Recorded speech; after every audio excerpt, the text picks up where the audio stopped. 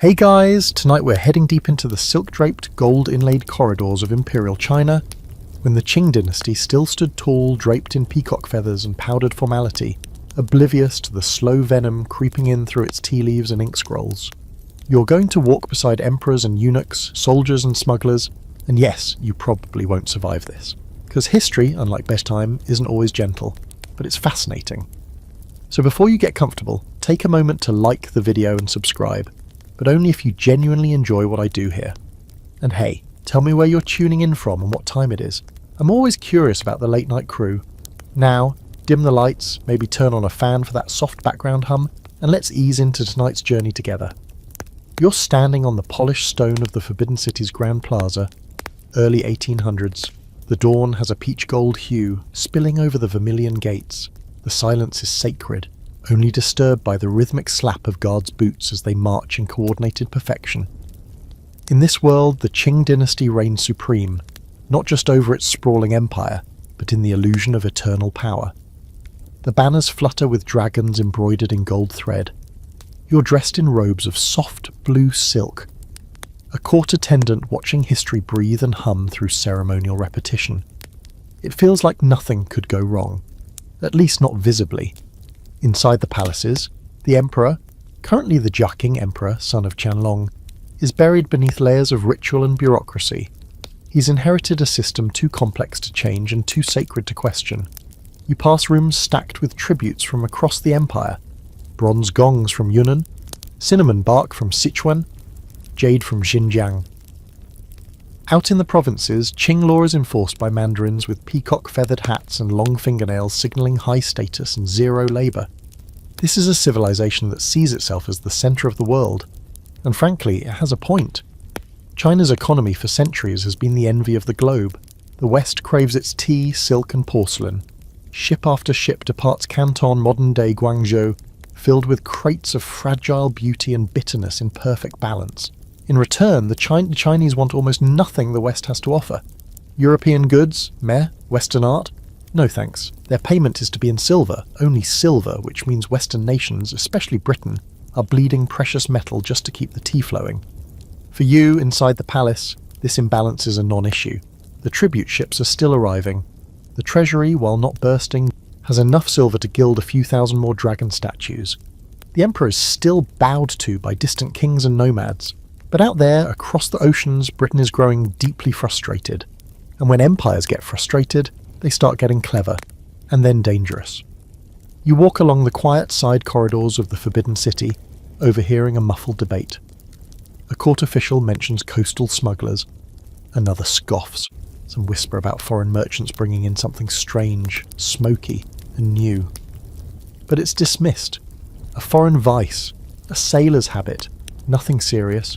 What you're hearing, without knowing it, is the very first flicker of the flame that will burn this empire to its foundations. The British have found a solution to their silver problem, and it's wrapped in paper and packed in wooden chests.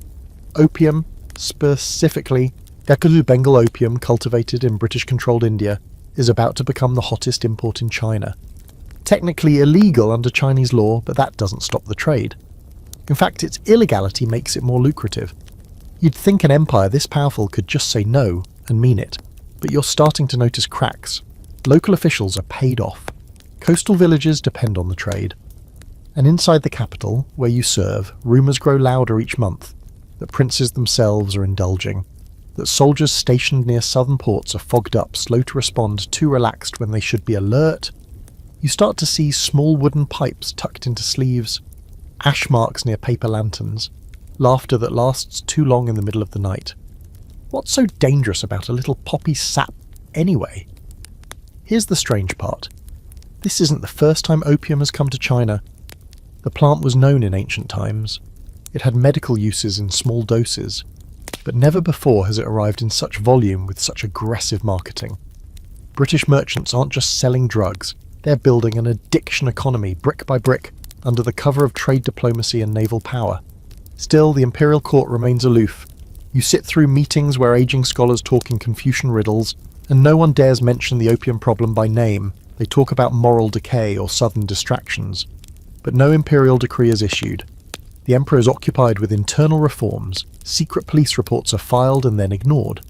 The scale of what's coming is simply inconceivable. A historian might say this is the beginning of the Qing dynasty's unravelling from within, but that would sound too sudden. What you're witnessing is more like a subtle poisoning, a toxin so slow you keep telling yourself you feel fine right up until you don't. And now, the quirky bit. In some coastal towns, locals start believing opium smoke protects them from evil spirits. Seriously. There's even a strange rumour that ghosts are drawn to its scent, which leads some people to burn it not to get high, but as a spiritual offering. That blend of superstition and vice? A perfect storm. But scholars today still debate this question. Could the Qing have stopped it early, if they'd acted sooner? Was the empire just too arrogant to see the danger? Or did they know deep down that their world was already slipping away, and opium was just the excuse? You don't have an answer yet. But as you walk through the hush of an imperial garden past lotus ponds and whispering bamboo, there's a strange feeling in the air. A stillness before the storm. Something old is about to collapse. Not all at once, and not because of one thing. But opium will be the match. You wake to the sound of bronze bells and the scent of incense curling into the morning light. A new day in the Qing capital, still serene, still gilded, but far from unaware. You've been noticing a shift in tone. At court, the confidence is still there, but it trembles around the edges. Not because of war or rebellion, not yet. It's because silver is disappearing and nobody knows quite where it's all going. So let's take a walk, past the heavy red gates of the Forbidden City, through the alleys of merchant districts, and south toward the coast. Canton is bustling. Not the sleepy fishing village it once was, but a cosmopolitan hub built almost entirely around trade. Here, the British have set up camp. Well, not exactly legally. And not exactly openly, but thoroughly. The foreign merchants live in designated quarters called factories, which sounds industrial but is just a colonial word for walled compounds where we do deals and smoke cigars. You enter one of these factories with the sharp smell of salt and ink in the air. The British are irritable. They sip weak tea, mutter about exchange rates, and scowl at ledgers that don't lie. Silver is draining from their coffers faster than opium leaks from their chests. Why? Because China wants silver and only silver, in exchange for its glorious exports. You glance around. The ships docked along the Pearl River are loaded with porcelain, embroidered silk, and most importantly, tea. Glorious, fragrant, addictive tea. And not just for a few noblemen in England, no. It's become a national obsession. Black tea, green tea, oolong tea, jasmine, Beijing pearls, name your price, Bushai. As long as you're paying in silver. Back in London, Parliament is losing sleep. The East India Company's ledgers are soaked in red ink. And in those secret back rooms where colonial policy is written in cigar smoke and polished boots, a new plan is forming. If China won't buy what the British make, then Britain will sell what China can't stop using. That brings us to India. You sail from Canton to Calcutta, where poppy fields ripple under a hazy sun. British-controlled India is an empire of extraction, and one of its most profitable crops is opium. The East India Company doesn't just encourage opium farming, it mandates it. Farmers are forced into contracts, prices are fixed, and even those who beg to grow food instead are turned away. You crouch beside one of these farmers, a thin man whose hands are stained from slicing poppy pods at dawn. His children are barefoot. His wife boils leaves into a thin, bitter broth, but the company doesn't care. It wants bricks of opium, pressed, dried, and ready for export. You return to China with one of those ships. Under cover of darkness, near the coast, the smugglers do their work. You watch chests lowered overboard, floated ashore on bamboo rafts, and carried inland on silent shoulders. Opium is now everywhere. In tea houses, inns, military outposts, it creeps in like fog. At first, it seems almost elegant. Small pipes, carved ivory mouthpieces, bowls of sugared fruit passed around while smoke coils lazily toward paper lanterns. But soon it becomes something darker. You walk into a dim opium den where men lie sprawled like broken puppets, their eyes hollow, their movements slowed to a surreal underwater rhythm. Soldiers who should be drilling now lie in stupor. Scholars who should be debating Confucian texts have given up their calligraphy brushes. The empire isn't falling yet, but its spine is softening. Now here's your quirky fact for the night. Some opium smugglers disguised themselves as monks. Seriously, dressed in robes, heads shaved, bowls in hand, they walked freely through checkpoints.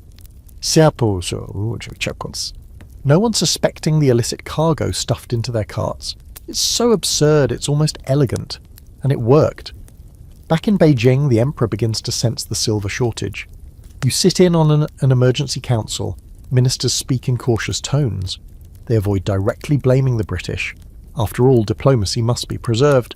But one brave official dares to suggest that silver is being siphoned out of the empire at an alarming rate. Why? Because people are selling silver to buy opium. Mountains of it. And the British smugglers are only too happy to accept silver in return. It's a perfect economic loop for Britain. For China, it's a hemorrhage. Here's the debate still burning among historians. Was this intentional economic warfare on Britain's part? A sinister, deliberate plan to destabilise China's economy? Or just imperial capitalism running wild, indifferent to consequences as long as the profits kept pouring in?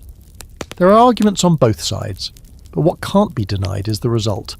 And you're starting to see the panic. The Emperor's court tries to ban opium outright. It's already technically illegal, but now edicts are being issued with actual teeth. Punishments, inspections, surveillance. There's talk of military action, coastal crackdowns. You watch the bureaucracy mobilise slowly, reluctantly. It's like watching a tired man try to stop a river with his bare hands. You return south and what do you see? The river's already bursting its banks. The volume of opium entering China explodes in just a few years, from a few thousand chests to tens of thousands. One historian compared the scale to modern drug trafficking, and it fits. Entire towns begin to depend on it economically. Local officials turn a blind eye or take their cut, and even those who resist find themselves powerless without support from Beijing. Now, let's talk numbers. By the 1830s, Britain is exporting over 30,000 chests of opium into China annually. Each chest holds roughly 40 pounds of the stuff. You do the math, it's an avalanche. A slow, smoky avalanche smothering a civilization that still believes it's immune. You wander through a provincial governor's estate. He's hosting a moon viewing party, lanterns glow, zithers hum softly. And yet, off to the side, half his staff are opium users, the governor himself. You catch a glimpse of a pipe being passed behind a screen. The drug has climbed to the very top. And still the emperor debates. Should we open our ports to better monitor trade? Should we negotiate directly with the British? Or should we fight? No one agrees, but one man is about to make that decision for them. He's already writing letters, drawing up plans, and steeling himself for the fight of his life. You don't know him yet, but his name is Lin Zexu, and he's about to set the empire on fire. You're back in Canton, standing at the edge of the Pearl River, watching boats cut through morning mist like blades. The sun gleams off jade-green water, but your attention is drawn to the smoke curling from the bustling streets. This isn't incense or cooking fires, it's opium. And it's everywhere. You can almost taste it in the humid air, a bittersweet tang that clings to your throat, making you cough and laugh at the same time. What started as a trickle is now a flood.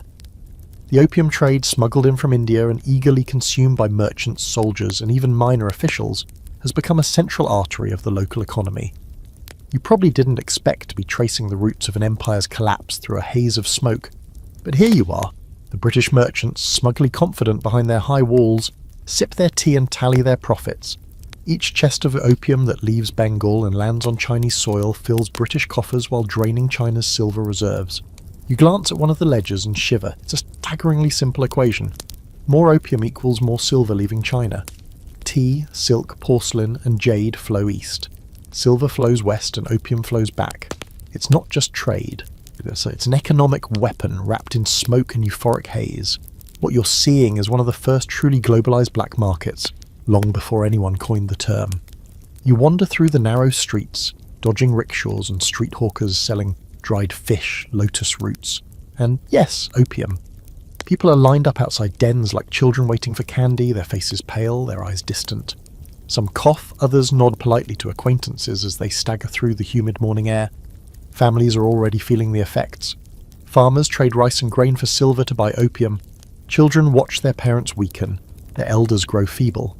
Even small towns feel the pull of addiction, the societal weight pressing down like the oppressive summer heat. A quirky little fact hits you as you duck into a side alley. Some Chinese scholars, in an effort to study opium's effects on the mind, are actually conducting what could be called early psychoactive experiments. They write detailed notes on a mood, perception, and reaction times after small doses, sometimes hosting informal symposiums in tea houses. It's all very secretive and admittedly very bizarre. Think academic conferences mixed with smoky dens. You can't help but wonder if curiosity about the human mind has ever caused this much chaos before. Back at the imperial court, the emperor, Dao Guang, who succeeded Jia Qing, is increasingly concerned. You sit through one of his council sessions, ministers argue, voices tight with frustration. Some insist on enforcing bans on opium, while others warn that aggressive action will provoke Britain, whose navy already looms menacingly across the seas. It's the first real moment when you sense that the Qing government is aware of the full scope of the problem, but awareness isn't action, and action isn't swift. One historian suggests that this delay reflects systemic bureaucratic inertia. Another argues it's sheer arrogance, an empire convinced of its cultural superiority, believing foreign merchants will comply with decrees as they always have. You feel the tension in the air like static before a storm. Meanwhile, the smugglers are adapting. You watch them in motion, small sampans weaving between larger trading ships, crates of opium transferred under cover of fog and darkness. They've even recruited locals disguised as monks or wandering merchants, making detection by officials almost impossible. The sophistication is alarming, and every chest that successfully lands reinforces the idea that this is no ordinary commodity. It's a tool of influence, an invisible army, quietly undermining authority. The debate among scholars rages quietly. Was the opium trade simply a symptom of a deeper imperial stagnation, or was it a deliberate economic attack by Britain?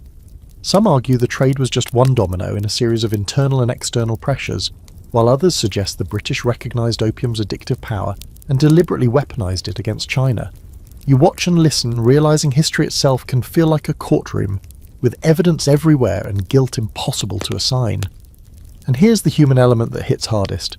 Addiction isn't confined to the poor. You see mandarins, generals, and even some minor royals sampling opium in hidden chambers. Pipes pass through trembling fingers, smoke curling like ghostly serpents around jade tables. You start to sense the psychological and moral erosion that's quietly spreading through the empire, a corrosion far harder to fight than any army. The emperor's decrees might as well be whispers in the wind. On the streets there's a strange rhythm to daily life now. Market stalls, official edicts, and opium dens all exist in a kind of tense balance. You see merchants counting silver, labourers hauling goods, and families cautiously pacing around addicts. Every silver coin leaving the empire feels like a small betrayal. Every inhalation of smoke another notch in the quiet unravelling. Even as a bystander, you can feel the momentum, the tipping point is approaching. And here's the small, almost poetic fact. The Qing dynasty had survived natural disasters, peasant uprisings, and decades of bureaucratic stagnation before. But it had never faced a challenge like this. A foreign commodity disguised as trade, disguised further as luxury, slowly seeping into every level of society, reshaping the economy, the family, and the state itself. You can see it now. Opium isn't just a drug. It's a mirror reflecting weaknesses that no amount of lacquered gates or ceremonial robes can hide. By the mid-1820s, the opium trade has expanded to a level where you begin to realise that enforcement alone will never work. The empire is facing a compound problem. Addiction, economic hemorrhage, and moral panic all wrapped together. The stage is set for confrontation, and you feel the tension in your chest like a drumbeat. Something has to give, something will, and you, wandering the streets and corridors, are witnessing the calm before the storm, the moment when smoke first darkens the light of an empire at its height.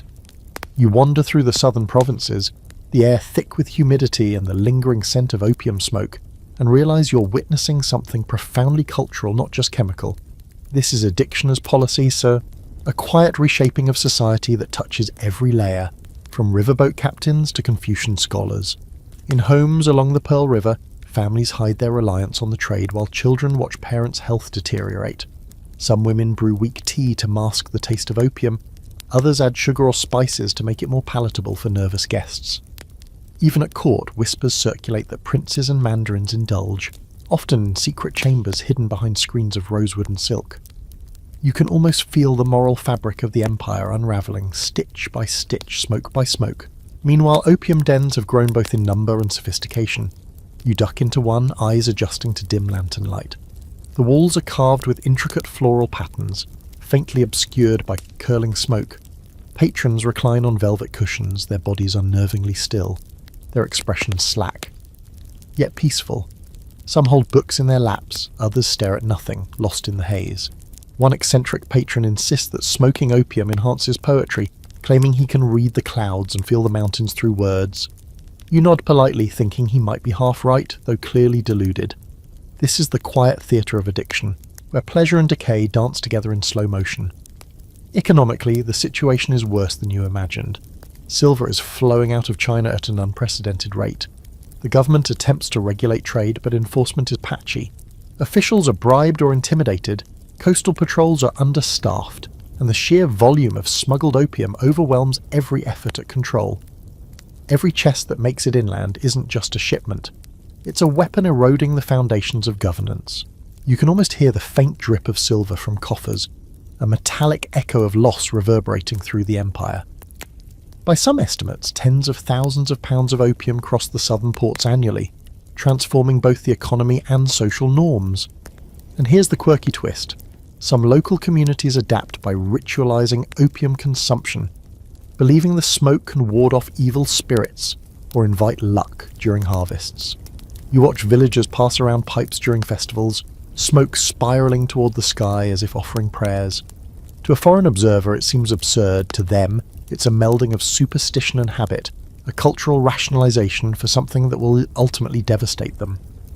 The combination of addiction, economy, and belief creates a feedback loop. The more people use, the more socially acceptable it becomes, and the harder it is for authorities to intervene effectively. Back in Beijing, Daoguang Emperor begins to take the problem seriously.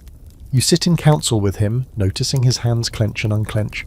Advisors present reports. Silver is vanishing, opium use is rising, military readiness is declining, and social unrest is quietly growing.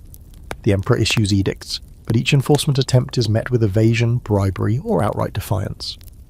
Some officials advocate negotiation with the British, others insist on harsher punishments. You feel the tension in the air, the weight of responsibility pressing on every participant. The moral and political stakes are high, yet the solution seems perpetually just out of reach. It's in this climate that Lin Zexu begins to emerge. A man of extraordinary principle, you hear of him in whispers before ever meeting him. A scholar official known for incorruptibility, moral rigour, and an unusual willingness to confront foreign powers directly. He writes letters, gathers intelligence, and plans decisive action. You feel anticipation building. Someone finally seems willing to address the poison running through the veins of the empire. But even his boldness will face limitations, both practical and political, that hint at the challenges to come. Opium doesn't just affect the economy and politics, it reshapes daily life. You observe families altering meal patterns to accommodate smoking schedules, children learning to hide their father's addiction, and soldiers stationed near ports appearing lethargic or disoriented. The entire social rhythm bends around the habit. What was once an isolated vice has become infrastructure, silently entwined with commerce, governance, and family. You begin to see how subtle yet devastating this influence is, how it erodes the state not through a single battle, but through decades of quiet, insidious change. And here's a lingering scholarly debate. Some historians argue the Qing dynasty could have turned the tide if officials had acted decisively in the 1820s, enforcing bans and cutting off smuggling at its source. Others contend that global trade pressures and local dependence made such a move impossible. The question remains, was opium the root cause of decline, or merely the accelerant of an empire already weakened by internal and external forces? You feel the uncertainty tug at the narrative, a reminder that history is rarely straightforward. By the late 1820s, opium is not a marginal problem, it is a national crisis. You sense the first real cracks in social cohesion, a tremor beneath the gilded surface of imperial power. Families, officials, merchants, and soldiers all participate willingly or unwillingly in the cycle of consumption and profit. And yet, despite the mounting evidence of danger, the empire hesitates. Policies are reactive, half-hearted, and inconsistent. You can almost hear the distant echo of disaster, an impending collision between addiction, trade and sovereignty that will shake China to its core. The stage is set for confrontation. You, wandering through smoke-filled alleys and marble corridors, see it everywhere. The slow corrosion of trust, authority and health. Opium is no longer a commodity. It is a force shaping society, policy and destiny. The empire is moving toward a reckoning, and even from the shadows you can sense the coming storm, the clash that will define not just the Qing dynasty but China itself. Every puff of smoke carries a warning. Every chest of silver lost whispers of an empire in peril. You take a deep breath of the humid southern air and feel history pressing against your chest like a weight too heavy to ignore.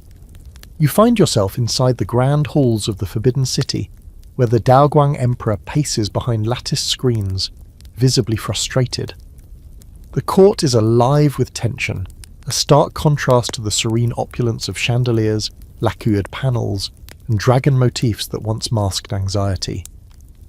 Reports flood in from the southern provinces, silver disappearing at alarming rates, opium dens proliferating faster than officials can close them, and social unrest simmering beneath the surface. You sense the emperor's growing unease, not just as a ruler, but as a man realizing that the empire's stability is slipping like sand through his fingers. He has been warned repeatedly, but the scale of the problem is now undeniable. The cracks are visible to anyone willing to look closely. The emperor's ministers present conflicting solutions. Some advocate negotiation with Britain, hoping diplomacy can restrain the influx of opium and recover lost silver. Others call for strict enforcement, harsher penalties and coastal patrols. You watch the tension in the council room. Scholars and officials argue with controlled urgency, aware that any misstep could provoke foreign retaliation or domestic revolt. Daoguang nods and frowns, weighing the options, knowing that each carries significant risk.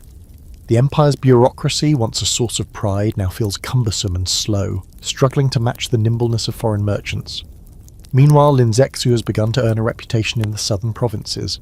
You hear stories of him inspecting ports personally, confronting smugglers and demanding loyalty from local officials.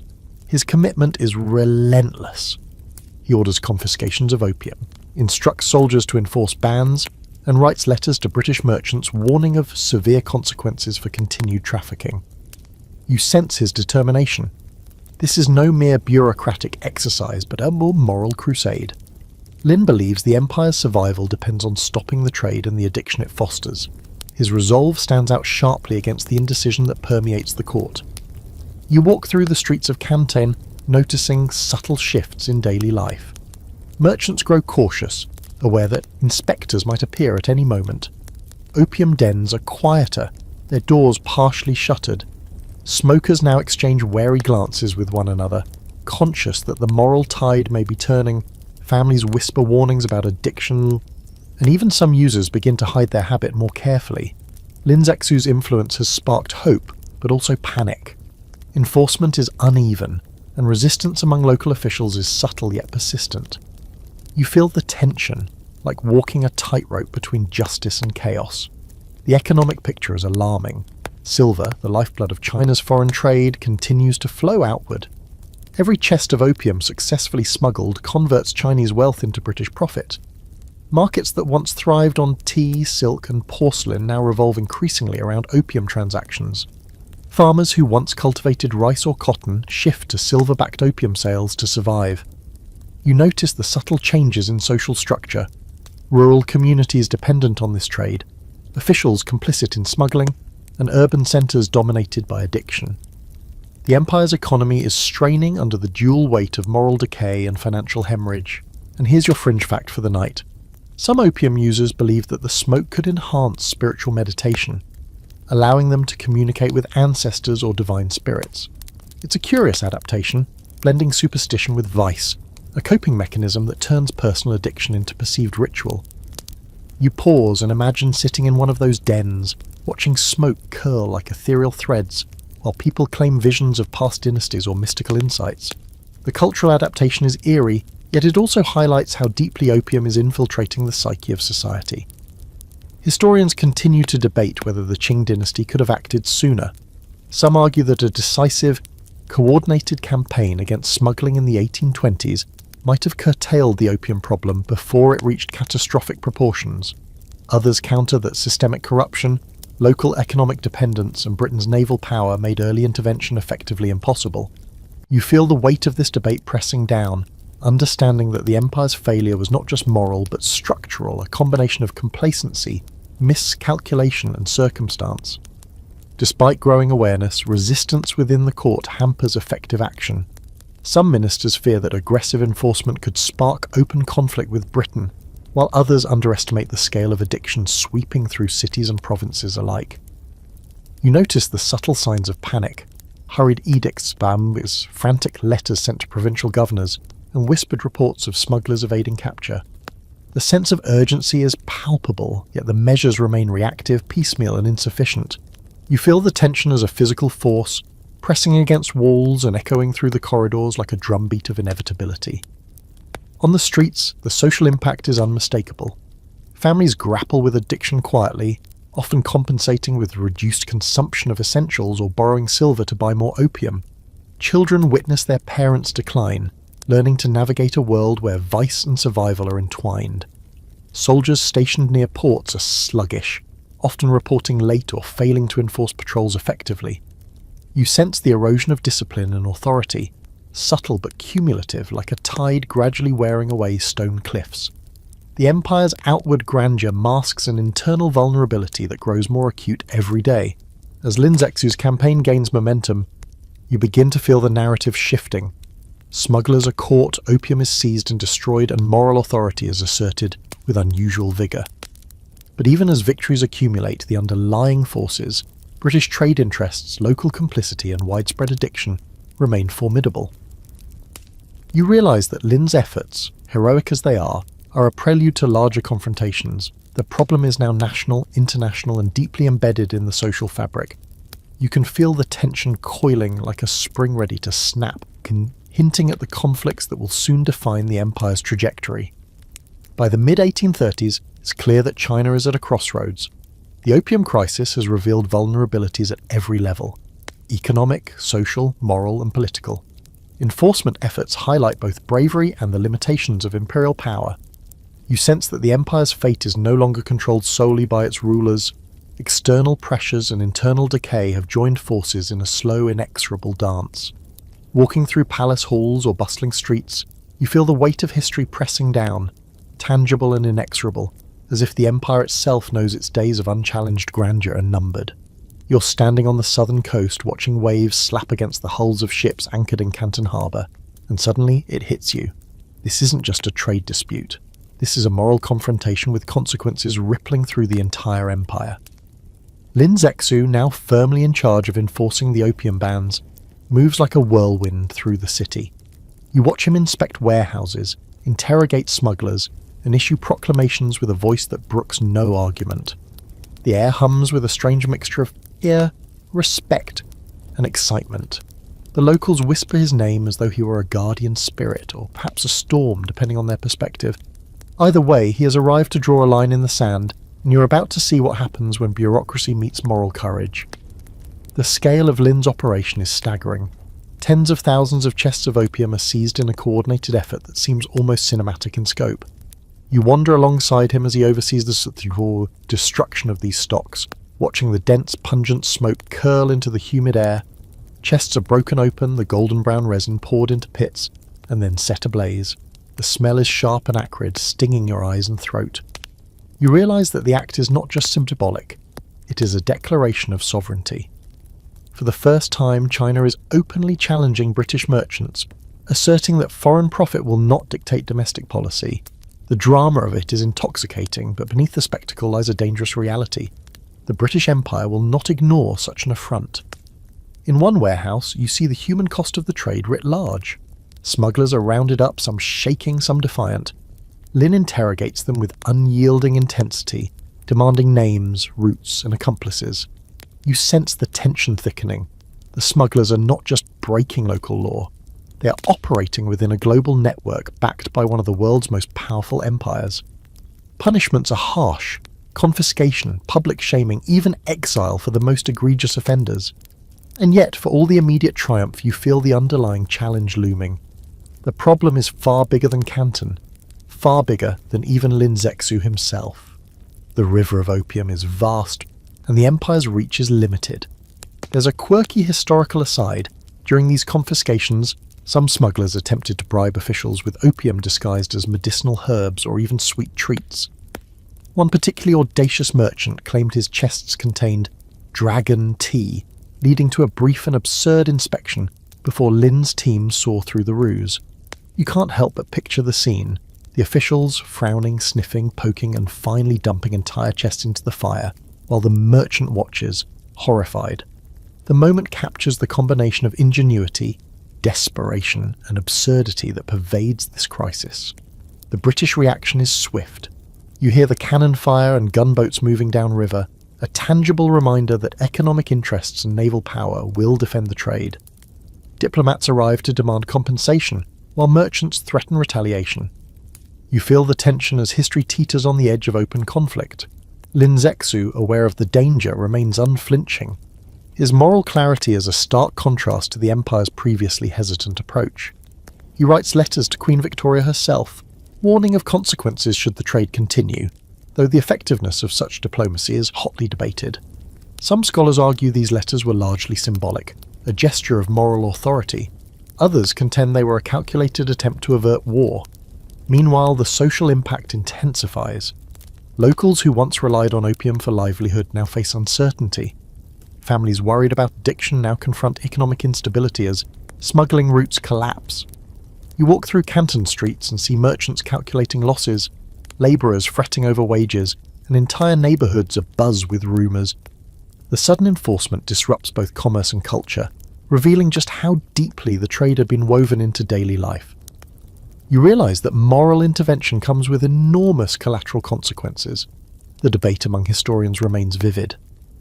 Was Lin Zexu's uncompromising approach heroic and necessary, or did it provoke a conflict that the Qing dynasty was ultimately unprepared to manage? Some argue that his actions, while morally righteous, directly triggered the First Opium War.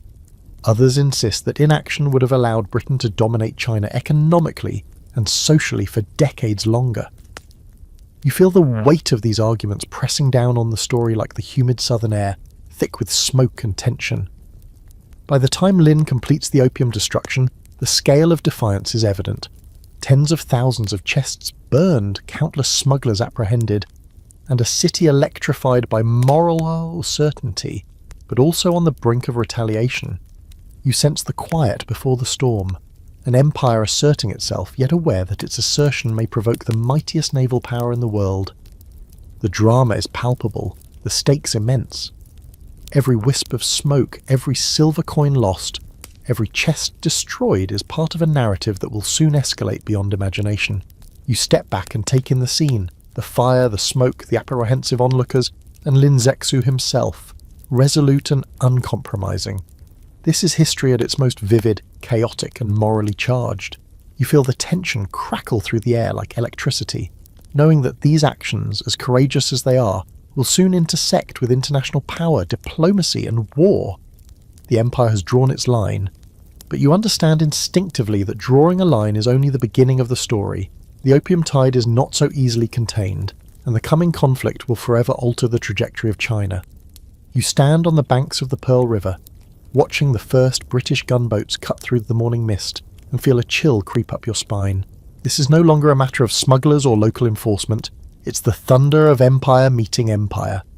Britain, incensed by the destruction of thousands of chests of opium, responds with naval force. You watch sailors hoist cannons onto decks, their polished wood gleaming, the iron roaring in anticipation. The First Opium War has begun. You can almost hear the whispering tension in Canton, a city caught between moral action and military might, each cannon shot echoing the clash between ambition, addiction, and sovereignty.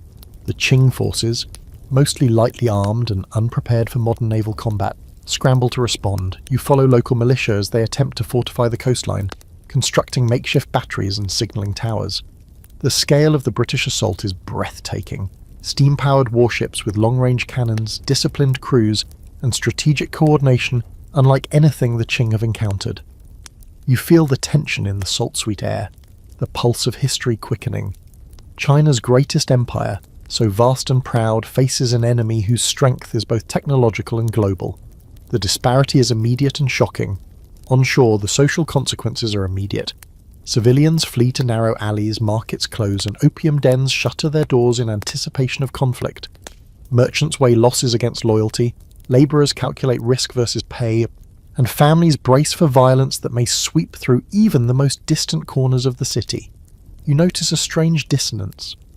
The moral high ground of Lin Zexu's campaign contrasts sharply with the very tangible fear of cannon fire and naval bombardment.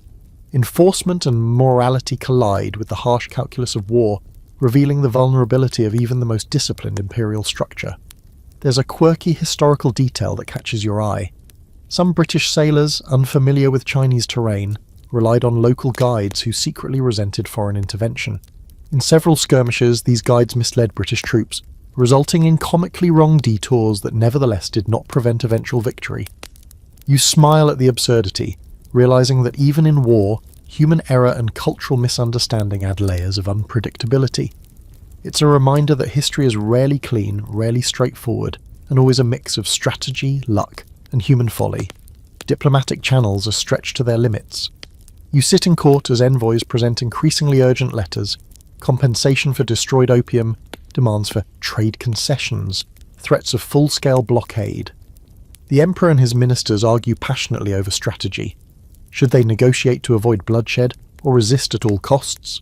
You feel the moral weight pressing against the opulent walls of the Forbidden City, the glittering dragons and golden motifs suddenly feeling fragile, almost ornamental, in the face of industrialized military power. The economic impact is immediate and severe. Ports are blockaded, silver flows slow, and local economies dependent on trade, both legal and illicit, begin to contract. Farmers who had shifted to opium cultivation watch their incomes plummet. Merchants with destroyed warehouses tally losses, and officials face unprecedented pressure to maintain stability amid chaos. You sense the fragility of an empire that had relied on centuries of bureaucracy and ritualized governance to manage societal challenges. Confronted with a technologically superior foreign power, the Qing system strains at its seams. Scholarly debates over the First Opium War persist to this day. Was it inevitable given the economic pressures and moral standoff, or could diplomacy have prevented the clash? Some argue that Britain's industrial and naval superiority made conflict unavoidable, while others contend that a more flexible Qing approach might have delayed, if not prevented, full-scale war. You feel the tension of this debate as you walk along the riverbank, imagining the collision of gunpowder ideology and global commerce that historians still dissect centuries later. Amid the chaos, Lin Zexu remains a figure of moral clarity. You follow him as he coordinates defences, drafts proclamations, and attempts to maintain public order. His presence reassures some, angers others, and fascinates all. You realise that even with courage and principle, individual action is constrained by systemic weaknesses, corruption, logistical limitations, and the sheer scale of the empire. The juxtaposition of heroic initiative against structural vulnerability is stark, almost cinematic. By the summer of 1839, Canton is effectively a war zone. Cannons thunder, smoke mingles with the tropical humidity, and everyday life is suspended. You walk the streets and feel the tension like a living organism pulsing through the alleys and markets. Every family, merchant, and official becomes a participant in history, whether willingly or not. The opium crisis has transformed from moral and economic challenge into military confrontation, and the trajectory of the Qing dynasty is forever altered. The stage is set for treaties, losses, and humiliations that will echo for decades. And here's the haunting part. You notice that even as cannons roar and warships maneuver, the opium trade hasn't stopped entirely. Some smugglers exploit chaos, some users continue in secret, and some officials turn a blind eye. The empire is fighting on multiple fronts: military, moral, economic, and the complexity of each battle ensures that none can be fully won. You understand that the First Opium War is only the opening chapter of a much larger story, one in which smoke, silver, and sovereignty collide in ways that will reshape China's destiny forever. You stand on the deck of a Qing patrol boat watching Canton harbour transform into a battlefield, and the enormity of what has just happened hits you. The Treaty of Nanking has been signed, and with it comes a reality that shakes the foundations of the empire. China has ceded Hong Kong to Britain, agreed to pay massive indemnities and opened 5 treaty ports to foreign trade. You feel a mix of awe and disbelief. The empire that once believed itself the Middle Kingdom has been forced to negotiate under terms dictated by a foreign power. You can almost hear the echoes of imperial confidence cracking against the hard edge of reality. This is not a minor setback. This is a redefinition of sovereignty. Walking through the bustling streets of the newly opened treaty ports, you notice the subtle changes immediately. Foreign merchants set up shops, displaying goods previously unavailable in China. British, American, and even French traders roam freely, their movements no longer constrained by rigid Chinese regulations. You sense a shift in cultural and economic gravity. The empire's control over commerce and, by extension, society, is eroding. Local officials struggle to adjust, some resentful, some bribed, and some simply overwhelmed. You feel the quiet humiliation in the air, the sense that centuries of carefully structured power have been disrupted with a single stroke of diplomacy backed by military might. The opium problem, of course, has not disappeared. Smugglers exploit the new treaty ports, using legal trade channels as cover for continued trafficking. Silver continues to flow westward, enriching foreign merchants while destabilizing local economies. You observe families in port towns adjusting once again to a reality in which foreign influence is unavoidable. Opium trade persists, and the moral high ground feels increasingly unattainable. What once seemed like an isolated coastal problem has now become systemic, a structural issue amplified by the empire's concessions. Here's the quirky historical detail. Some British officials in the treaty ports took the opportunity to host elaborate parties, complete with opium-smoking lounges designed to impress visiting Chinese dignitaries. The irony is thick. You watch local officials navigating diplomacy while inhaling the very substance their government had fought so hard to suppress. It's absurd, almost theatrical, and underscores the surreal blend of commerce, addiction, and power that defines this moment in history. At court, Daoguang Emperor and his advisors struggle to absorb the reality. The loss of Hong Kong is symbolic and practical, but the indemnities are crushing. You sit in council and hear figures thrown about that make your head spin. Millions of silver dollars, reparations that will burden the treasury for decades. Meanwhile, the treaty's provisions for foreign residents and trade in previously restricted cities represent a profound shift in control.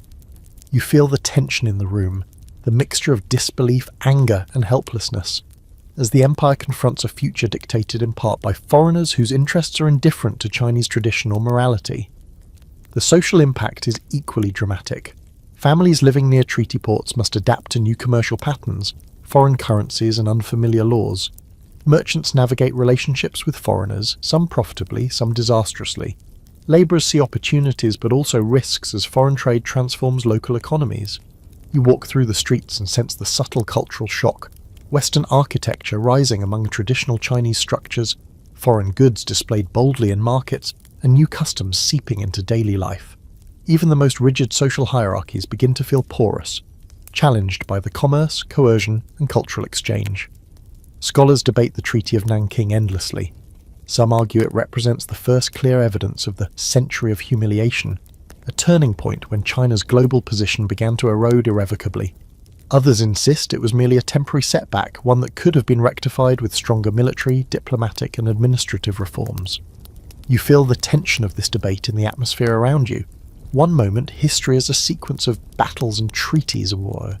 The next, it is a lens through which entire nations re-examine identity, sovereignty, and pride. Economically, the treaty opens the door for foreign influence, but also entrenches systemic weaknesses. You notice that the Qing government now collects customs duties under foreign supervision, undermining traditional fiscal authority. Silver continues to flow outward, while local industries struggle to compete with imported goods. Farmers, once dependent on subsistence crops, face new pressures from global markets and opium cultivation. You see that the empire's internal cohesion, already stressed by addiction and bureaucracy, now faces external pressures it cannot easily resist. Culturally, the loss of control over trade and territory produces both anxiety and adaptation. You see families attempting to preserve tradition, even as foreign goods infiltrate markets, towns, and habits. Some Chinese intellectuals view these changes as catastrophic, others as opportunities for modernization. You sense that this tension between preservation and adaptation will define intellectual and political debates for decades. Opium, trade, and foreign influence are now intertwined threads, reshaping not only economy and governance, but the very identity of the Qing dynasty. By the time you leave Canton, the reality is inescapable. The empire has survived battles, rebellions, and natural disasters, yet this treaty represents a strategic and psychological blow from which recovery will be extraordinarily difficult. The opium trade continues, foreign influence is entrenched, and internal reforms remain sluggish. You feel the weight of inevitability, the sense that history is accelerating in ways both tragic and fascinating. The Treaty of Nanking is not just a document. It is a turning point, signalling a new era in which China must navigate forces both internal and external, moral and material, that will challenge the very essence of empire. You're back on the southern coast, months after the Treaty of Nanking, and the uneasy calm feels almost surreal. The British have retreated to their posts, guns silenced for the moment, but the consequences of war linger everywhere. Trade continues, but under new rules. Foreign merchants now move with unprecedented freedom, and the Qing administration struggles to regulate an economy it can no longer fully control. You walk along the riverfront, observing merchants adjusting ledgers, sailors unloading goods, and local families negotiating a fragile new reality where commerce, addiction, and foreign influence intersect in ways the empire was ill-prepared to manage. The landscape feels familiar yet subtly altered, as if the city itself is adjusting to an invisible tectonic shift. Meanwhile, the opium problem surges back with renewed force. Smugglers exploit the treaty ports as conduits for their trade, capitalizing on legal loopholes and local complicity. You notice merchants discreetly exchanging chests under lantern light, avoiding the scrutiny of inspectors, and you feel a sense of inevitability. No amount of legislation or moral enforcement can fully stop the flow. Families, already economically entangled in the trade, adapt further, some reluctantly participating, others coerced by circumstance. Addiction persists, now both a private tragedy and a public challenge. You can almost see the invisible network stretching across rivers, ports, and villages, connecting commerce and vice like veins through the body of the empire. Back at court, the Daoguang Emperor and his advisors face mounting frustration. You sit through debates where officials argue about the impossibility of total enforcement and the necessity of compromise.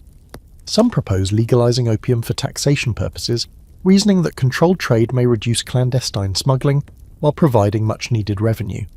Others insist that any legalization undermines morality and imperial authority. You feel the tension in the air as bureaucracy, ethics, and practicality collide. The empire is caught in a dilemma, the desire to assert sovereignty versus the economic and social realities that make full enforcement almost impossible. A quirky detail stands out during these deliberations. Some officials begin conducting scientific experiments with opium to determine safe consumption levels, believing that controlled use could mitigate social damage. You chuckle privately, though, at the absurdity of treating a highly addictive substance like a harmless tea, yet you understand the desperation driving such reasoning. It highlights both the ingenuity and the contradictions of the Qing administration, a government grappling with moral responsibility and practical necessity under unprecedented external pressure. The British, aware of the Qing's struggles, exploit these weaknesses skillfully. You witness envoys and traders leveraging both diplomacy and subtle intimidation to expand influence, extracting concessions while maintaining an appearance of propriety. Trade balances shift further, silver continues to flow outward, and local economies become increasingly dependent on imported goods and opium revenue. You feel the creeping realization that the empire's authority is being eroded not solely through direct conquest, but through structural and economic manipulation that operates beneath the surface of traditional governance. Socially, the impact is pervasive. You walk through towns where families adapt daily routines around opium consumption, children observe parental decline, and local labour practices are dictated by smuggling and enforcement schedules. Soldiers tasked with maintaining order are frequently compromised by addiction, further weakening imperial authority. The subtle but relentless erosion of discipline, health, and economic stability illustrates how deeply opium has penetrated every layer of society. It is no longer merely a drug problem, it is a structural problem with moral, political, and cultural dimensions. Historians debate whether the post-treaty surge in opium was predictable or inevitable. Some argue that the British used the treaty as an opportunity to entrench dependence deliberately, exploiting the empire's weakened bargaining position. Others contend that social and economic inertia made the resurgence unavoidable. Once local networks, labour patterns and cultural habits had adapted to opium trade, suppression became nearly impossible. You feel the tension in this debate, understanding that historical causality is rarely linear, and that a single treaty can cascade into consequences far beyond what its drafters imagined. At the provincial level, local enforcement is inconsistent. You observe magistrates attempting to control the flow, sometimes with success, often with failure. Smugglers exploit gaps in oversight, bribing officials or rerouting shipments through newly opened ports. The complexity of policing an empire the size of China, with a bureaucracy already stretched thin and corruption endemic, becomes painfully apparent. You realise that even heroic figures like Lin Zexu cannot fully contain a crisis of this magnitude. Individual virtue collides with systemic vulnerability, producing outcomes that are both tragic and unavoidable. Economically, the continued opium trade deepens dependency. You notice that regions previously self-sufficient now rely heavily on cash flows tied to opium transactions. Farmers grow poppy instead of grain. Merchants profit from smuggling. Soldiers accept bribes to look the other way. You feel the interlocking nature of addiction, commerce, and governance. A self-reinforcing cycle that strengthens the trade's resilience while weakening the empire. The problem is no longer localized. It is embedded in the social, economic, and political fabric. By the early 1840s, you sense that the stage is set for further confrontation. Canton and other southern cities simmer with tension. Social norms are destabilized, and imperial authority struggles to assert itself against both internal compromise and external pressure. The First Opium War may have ended with a treaty, but the underlying crisis persists, setting the stage for renewed conflict. You walk through the humid streets, inhale the faint tang of opium smoke, and feel the pulse of history quicken. This is not an endpoint. It is a prelude, a warning that the empire's greatest challenges are still unfolding. You watch from the outskirts of Beijing as news spreads of foreign troops advancing southward and the summer palace being set ablaze, and the scale of loss finally sinks in. The grandeur of imperial power, once untouchable, has been punctured by cannon fire, greed, and miscalculation. You wander through the charred remains of pavilions, marble staircases now cracked and blackened, golden roofs are reduced to smouldering ash. The air smells of scorched wood, incense, and something heavier, the faint metallic tang of inevitability. This destruction is both literal and symbolic, a message that no empire, no matter how mighty in culture or tradition, is immune to the collision of modern military force and global commerce. Inside the city, the court reels from the humiliation. The Daoguang emperor meets with ministers in tense chambers, the walls echoing with the weight of a dynasty suddenly feeling small.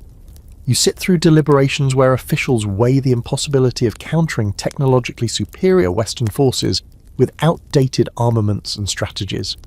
Some argue for accommodation and appeasement, hoping that paying reparations and opening more ports might stave off further disaster. Others demand retaliation, though everyone knows the Qing military is outmatched. You feel the sense of helplessness pressing like a physical force. History has shifted, and the dynasty's old certainties no longer hold. Socially, the impact ripples across communities. Refugees from war-torn southern cities arrive in northern provinces, carrying stories of burning ports, devastated families, and disrupted trade. You see merchants struggling to rebuild inventories, labourers grappling with scarcity, and officials attempting to enforce laws under impossible conditions. Even opium dens, once discreet, become chaotic hubs as displaced populations seek escape and solace in smoke. The lines between moral crisis, economic collapse, and human suffering blur, leaving you with the unmistakable impression that the empire is unravelling from multiple fronts at once. A quirky historical detail emerges amidst the devastation. Some looters, unable to resist irony, collect remnants of destroyed Western buildings and incorporate them into small shrines, claiming that the materials carry foreign spirits to ward off future attacks. You pause and imagine these tiny, absurd rituals in back alleys or village courtyards, a blend of superstition, resourcefulness, and defiance. It is simultaneously tragic and darkly humorous, a human attempt to impose meaning on a world spinning faster than any one person, or empire, can control. Economically, the destruction deepens systemic vulnerabilities. The looting and burning of trade centres disrupt supply chains for both domestic goods and foreign imports. Silver reserves continue to hemorrhage outward to cover reparations and compensate foreign merchants. Local economies, already stressed by opium dependence, now buckle under additional strain. You watch small towns adapt in creative, often desperate yet digital ways. Farmers revert to subsistence crops, black markets flourish, and officials accept bribes to keep peace. The empire's economic backbone, once resilient and self-contained, bends under combined pressure from addiction, war, and foreign influence. Historians still debate the significance of the Summer Palace's destruction. Some view it as purely punitive, a British message to demonstrate the consequences of moral and economic defiance. Others interpret it as a symbolic severing of China's historical continuity, a psychological blow designed to destabilize morale. You sense the truth lies somewhere in between. The empire suffers both materially and spiritually, leaving scars that will echo for generations. You feel that same scar, faint but tangible, as you walk through ruined gardens, imagining the emperors and courtiers who once strolled these paths, oblivious to the storm approaching. Diplomatic fallout adds another layer of complexity. Envoys, treaties, and indemnities flood in from Western powers, demanding ever more concessions. You overhear discussions about port rights, trade privileges, and legal exemptions for foreigners. Each negotiation chips away at the Qing Dynasty's autonomy, embedding foreign influence in ways both formal and informal. You feel a tension in the air, a creeping sense that sovereignty, once assumed absolute, is now contingent on foreign approval and naval might. At the provincial level, the effects are immediate and destabilizing. You see local officials scrambling to manage refugee flows, enforce partial laws, and maintain social order. Families are fractured, communities reorganized, and local economies are forced to adapt rapidly to shortages, opium dependence, and the presence of foreign trade. Soldiers tasked with protection often lack discipline, or are distracted by addiction, weakening security further. You begin to understand how quickly an empire's strength can be eroded when internal decay meets external force. Culturally, the psychological impact is profound. You observe citizens grappling with humiliation, fear, and uncertainty, while simultaneously trying to maintain rituals, festivals, and social norms. The opium trade, which had once seemed a peripheral vice, now intertwines with daily survival, commerce, and identity. You sense a subtle but persistent tension between adaptation and resistance, between the desire to maintain tradition and the need to navigate a radically altered world. Every smoke-filled alley, every ruined palace hall, and every whispered report of foreign negotiation reminds you that China's grandeur has been shaken in ways that will persist far beyond the immediate conflict. By the end of the summer, the full weight of the disaster is apparent. The First Opium War may have concluded with treaties, but the human, cultural, and economic tolls resonate throughout the boundary of the empire. You walk through Beijing, past courtyards once alive with ceremony, and now tinged with fear and uncertainty, and feel the full gravity of historical change. The opium crisis has moved from trade to moral challenge to military confrontation, leaving an empire struggling to reconcile past glory with present vulnerability. You realize that the events unfolding now are not isolated. They are the beginning of a series of upheavals that will define the Qing dynasty's final decades. You step into the chaos of the Taiping Rebellion, and the scale of internal upheaval becomes staggering. The Opium Wars may have opened China to foreign influence, but now the empire faces a threat from within, a civil war that will rival any external conflict in its destructiveness. You walk through villages where banners bearing the symbol of the heavenly kingdom of great peace flutter in the wind, proclaiming a vision of radical reform. Peasants, inspired by religious fervour and a desire to escape both poverty and imperial corruption, take up arms in massive numbers. You feel the tension in the air like static, an empire simultaneously hemorrhaging economically and fracturing socially, as smoke from opium dens mingles with the dust of marching armies. The movement is as much ideological as military. You observe followers of Hong Xiuquan, the self-proclaimed brother of Jesus, preaching a mix of Christian doctrine and anti-Qing sentiment. Their goal is nothing less than the total overhaul of Chinese society.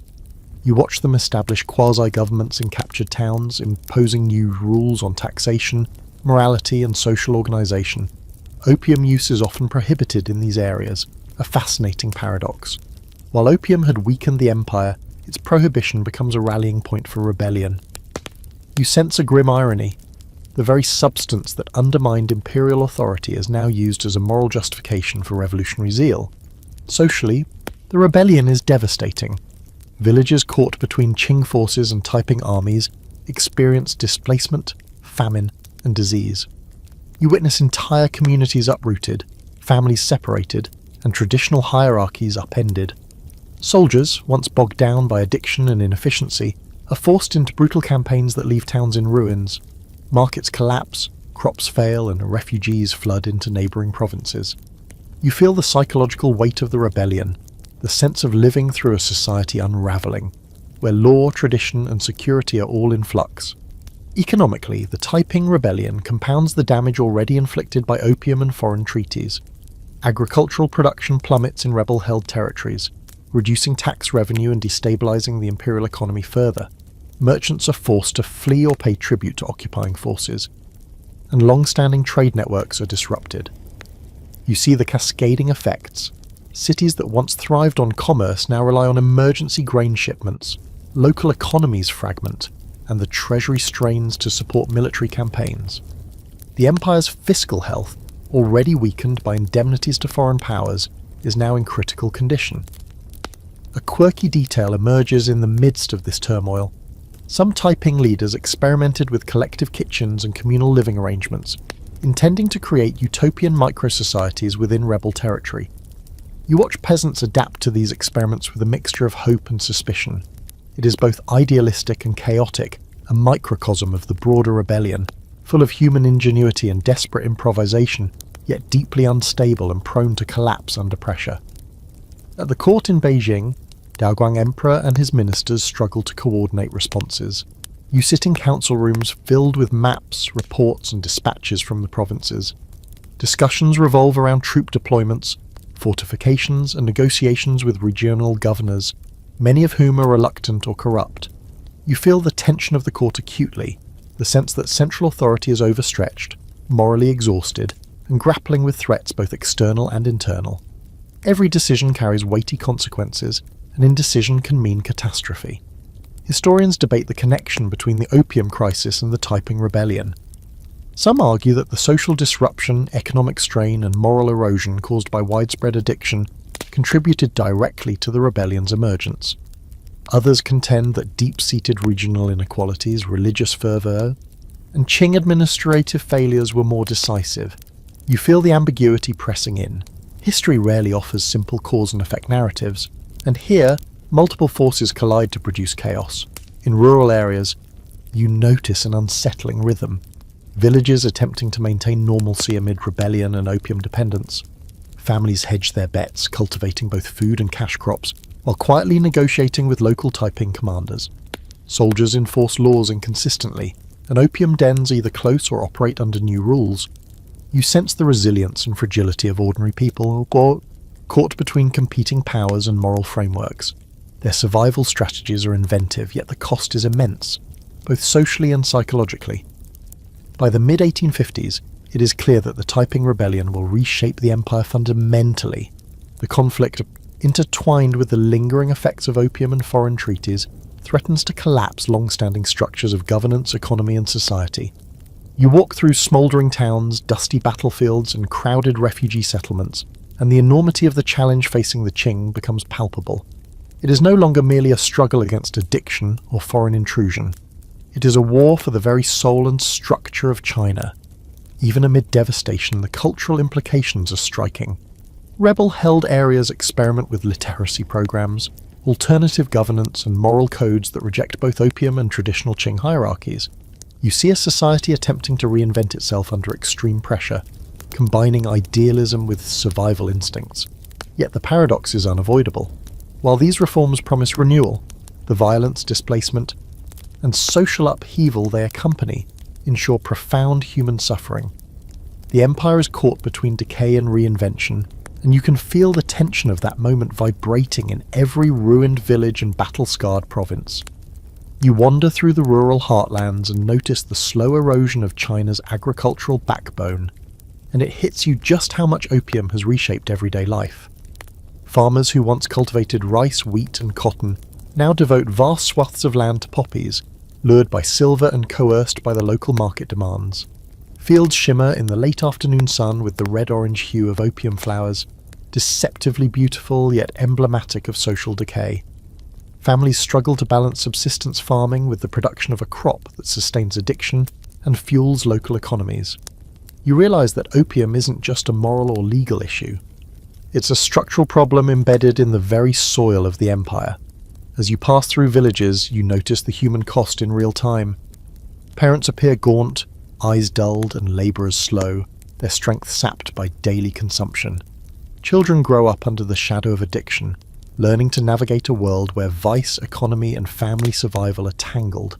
Small communities develop coping mechanisms, rotating responsibilities, secret storage of essential foods, or informal rules about opium use to prevent complete collapse. You feel the weight of everyday decisions, each one a precarious balance between maintaining life and succumbing to dependency. Even a single misstep can ripple outward, destabilizing not just one household, but entire networks of trade and labour. At the provincial level, governance begins to falter. You witness magistrates struggling to collect taxes while managing both opium enforcement and local rebellions. Some officials accept bribes, rationalising that they are merely keeping order. Others attempt enforcement but face resistance from both smugglers and addicted populations. Soldiers, already weakened by a prior exposure to opium, patrol sluggishly or desert altogether. You sense the erosion of state authority as a tangible force, visible in empty guard posts, delayed orders, and whispered complaints among officials. The empire, once a monolith of centralised control, feels like a collection of fragile, loosely bound networks barely holding together. Economically, the situation is disastrous. Opium has drained silver reserves for decades, and now local economies are increasingly dependent on cash flows from illicit trade. You see farmers converting poppy sales into opium for resale, merchants calculating risk versus profit, and entire regions shifting away from subsistence crops toward cash crops designed to feed addiction. Even regions untouched by foreign trade feel the pressure. Market fluctuations, demand for silver, and smuggling networks influence local decision-making. The empire's fiscal stability teeters, and you feel the fragility as a physical weight pressing down across the landscape. Here's a quirky observation. Some communities developed rituals around opium consumption that mimic traditional festivals, blending superstition with addiction. You see villagers lighting incense, singing quietly, and passing pipes during seasonal celebrations, claiming spiritual or protective benefits. It's both poignant and darkly humorous, a desperate attempt to integrate a destructive habit into the rhythm of life. These adaptations highlight human resilience but also underscore the deep moral and social compromises being made. Meanwhile, urban centres face parallel pressures. You wander through city markets where opium dens flourish alongside traditional trade, soldiers patrol unevenly, and merchants attempt to navigate foreign-imposed trade agreements. The streets pulse with smoke and commerce, a chaotic mix of vice and necessity. You sense a subtle but pervasive transformation. Social hierarchies are distorted, authority is inconsistent, and traditional values clash with economic survival. The empire's once orderly urban life now teeters on the edge of disorder, its rhythm dictated by the interplay of addiction, commerce, and the pressure of foreign powers. Historians continue to debate the long-term impact of opium on rural society. Some argue that it created dependency patterns that weakened China's capacity to resist both internal and external threats. Others suggest that the problem was less about the substance itself and more about economic mismanagement, population pressure, and systemic corruption. You feel the tension in this debate as you observe villages struggling to sustain themselves under conditions of scarcity and moral compromise. The truth, you realise, lies somewhere in the collision of all these forces. Socially, the erosion is not just physical but psychological. You notice villagers resigned to cycles of addiction and economic pressure, yet still clinging to community rituals, festivals, and kinship networks. Children are growing up observing parental decline, yet also learning strategies to survive in a compromised social ecosystem. You feel the subtle sadness in the air, a sense of ordinary life continuing under extraordinary stress, and realise how deeply opium has penetrated daily experience. By the early 1850s, the Qing Dynasty is confronting a dual crisis: rebellion in the countryside and widespread addiction disrupting both social order and economic stability. You walk through smouldering fields, crowded marketplaces, and quiet, tense villages, sensing the interplay between moral decay and systemic vulnerability. Opium has transformed not just the individual but at the very architecture of society, influencing decisions, relationships, and survival strategies at every level. The empire's greatest strength, the organisation of its people and resources, is now entwined with the forces that threaten to undermine it completely. In this landscape, you see both human resilience and fragility. Communities adapt, families survive, and life continues, but always under the shadow of moral, economic, and social compromise. You realise that the story of opium is inseparable from the story of China's weakening. Its social fabric, economic base, and administrative cohesion are all intertwined with addiction. The empire is no longer simply a political entity. It is a living organism struggling to endure the corrosive effects of centuries-long moral and economic erosion. You enter the opulent yet turbulent corridors of the Forbidden City once more, and a different figure commands attention now: Empress Dowager Cixi, a young but cunning woman maneuvering behind a silk screen while the Qing dynasty teeters on the edge of chaos. You feel her presence everywhere, subtle but commanding, a reminder that power is no longer solely vested in the emperor. Dao Guang's health declines under the weight of wars, indemnities, and rebellion, and you sense that the true control of court politics is shifting. Cixi observes, manipulates, and consolidates power, carefully positioning herself while the empire flounders, a master strategist in a palace full of panic and uncertainty. The empire's challenges are compounded by the continued opium crisis. Even with Lin Zexu's earlier interventions, addiction remains pervasive, deeply rooted in urban centres, provincial towns, and among officials themselves. You walk through the streets of Beijing and see opium dens still operating quietly, their clientele now including minor officials and military officers attempting to escape stress or moral conflict. Families quietly negotiate around addiction, balancing survival with social expectations. You sense that moral authority, previously asserted through law and ritual, has been compromised. The very substance that undermined southern ports now infiltrates the empire's political and social heart. At court, debates over westernization and reform intensify. You witness ministers and scholars arguing about adopting foreign military technology, administrative practices, and industrial innovations. Others resist, asserting that China's traditional structures, Confucian values, and self-sufficiency have sustained the empire for centuries. You feel the tension between innovation and tradition, a push and pull that defines the late Qing era. The empire is forced to confront the uncomfortable truth that isolation and rigid hierarchy can no longer ensure survival in a world dominated by foreign powers and internal unrest. The social impact of opium continues to ripple outward. You observe military garrisons where soldiers smoke to dull fear or pain, bureaucrats using the drug to manage stress, and merchants relying on its trade for income. Villages depend on opium for cash flow, turning previously self-sufficient agricultural regions into economies built around addiction. You realise the empire's strength, its organised social networks, moral authority, and fiscal stability is being eroded at multiple levels, leaving a society simultaneously resilient and deeply fragile. A quirky historical note surfaces. Some elite officials experimented with controlled smoking, believing small regulated doses could prevent moral and physical decay while maintaining social functionality. And you shake your head at the absurdity, but recognise the desperate logic. A system under siege searches for solutions that straddle morality, economics, and practical governance, however misguided. These experiments underscore the creativity and contradictions of human responses under pressure. Foreign influence grows more entrenched. You walk past new foreign enclaves in treaty ports, where Western architecture rises alongside traditional Chinese structures. Merchants, diplomats, and missionaries operate with increasing autonomy, often flouting Qing laws while benefiting from legal protections in the treaties. You feel the subtle erosion of sovereignty, the invisible hand of foreign power shaping trade, law, and cultural exchange. Opium trade, partially tolerated or taxed by local authorities, continues to circulate, linking global commerce to domestic decay. Historians still debate the balance of blame for the empire's predicament. Was the decline the inevitable result of external pressure and internal addiction, or did court politics, corruption, and resistance to reform accelerate the collapse? You feel the complexity of the question pressing on you as you observe court machinations, where personal ambition, ideology, and survival intersect in ways that make historical judgment anything but straightforward. Every decision, whether to reform, suppress, or negotiate, carries both immediate and long-term consequences. Meanwhile, the human cost is unmistakable.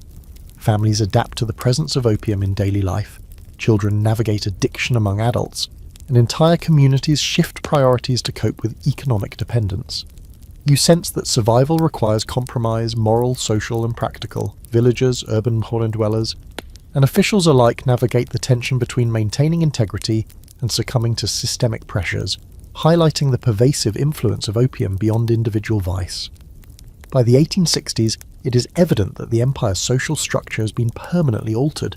Cix's consolidation of power coincides with deepening dependency on opium, increasing foreign influence, and a bureaucracy struggling to maintain cohesion. You walk through palace corridors and provincial towns alike, sensing the pervasive interplay of addiction, political cunning, and external pressure. The Qing Dynasty is no longer the untouchable monolith it once was. Instead, it is a complex, vulnerable organism, responding unevenly to crises that threaten its moral, economic, and political foundations. Even in these challenging times, there are sparks of resilience. Communities innovate, officials attempt reforms, and military leaders experiment with new technologies. You notice small victories, temporary recoveries, and moral gestures that hint at the empire's capacity to endure, even as systemic weaknesses remain glaring. The tension between decay and survival, tradition and adaptation, dominates daily life. You feel history unfolding in real time, a living, breathing organism caught between collapse and reinvention, with opium at the center of its struggles. You step into the debates raging in the halls of the Forbidden City and provincial offices, and it feels like walking through a storm of ideas, fear, and indecision. The question on everyone's lips is simple yet impossible: westernization or decay? You watch officials argue passionately over whether to adopt foreign military technology, modernize naval fleets, reform taxation, or restructure provincial administration. Some advocate for cautious adaptation, borrowing only what is necessary, while others insist that embracing Western methods wholesale is the only way to survive. The tension is almost tangible, thickening the air like the smog that curls from opium dens in the streets below. The empire is under siege on multiple fronts. Opium addiction continues to sap both economic and human capital, with silver flowing outward to pay for the very substance that undermines social cohesion. You observe soldiers sluggish from consumption, bureaucrats distracted and compromised, and local economies reliant on opium cultivation. Even as reformist officials push for modernization, they are hamstrung by systemic corruption, entrenched traditions, and resistance from conservative factions. You feel the subtle rhythm of an empire caught between necessity and ideology, where every policy debate carries consequences that could ripple across provinces and generations. In the streets, daily life is a delicate negotiation. Families hedge against economic instability caused by opium trade and foreign influence, adjusting cultivation, labour, and spending patterns. You notice communities creating informal social contracts around opium use, rationing it or designating discrete spaces for consumption to maintain social order. Children observe adults' habits, adopting a nuanced understanding of morality, survival, and compromise. You sense that opium is no longer merely a substance. It has become embedded in social logic, influencing behaviour, expectations, and cultural norms. Here's a quirky, almost absurd detail. Some conservative officials, in a blend of moralism and desperation, propose controlled opium zones where use is permitted under strict supervision, believing it could mitigate addiction's worst effects while maintaining law and order.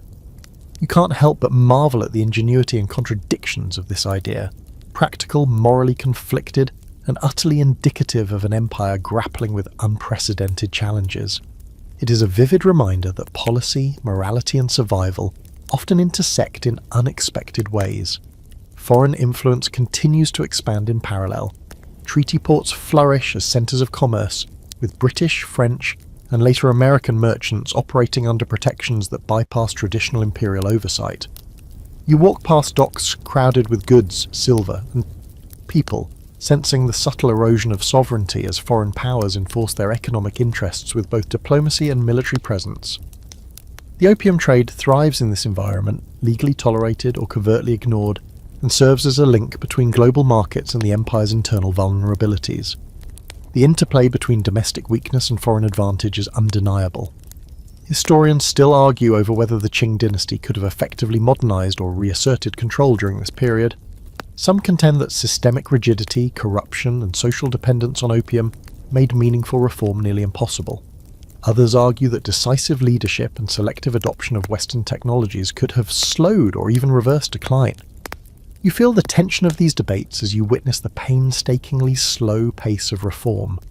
Arsenals rebuilt, small-scale industrial experiments, naval training programs, all promising yet insufficient in the face of overwhelming systemic and social challenges.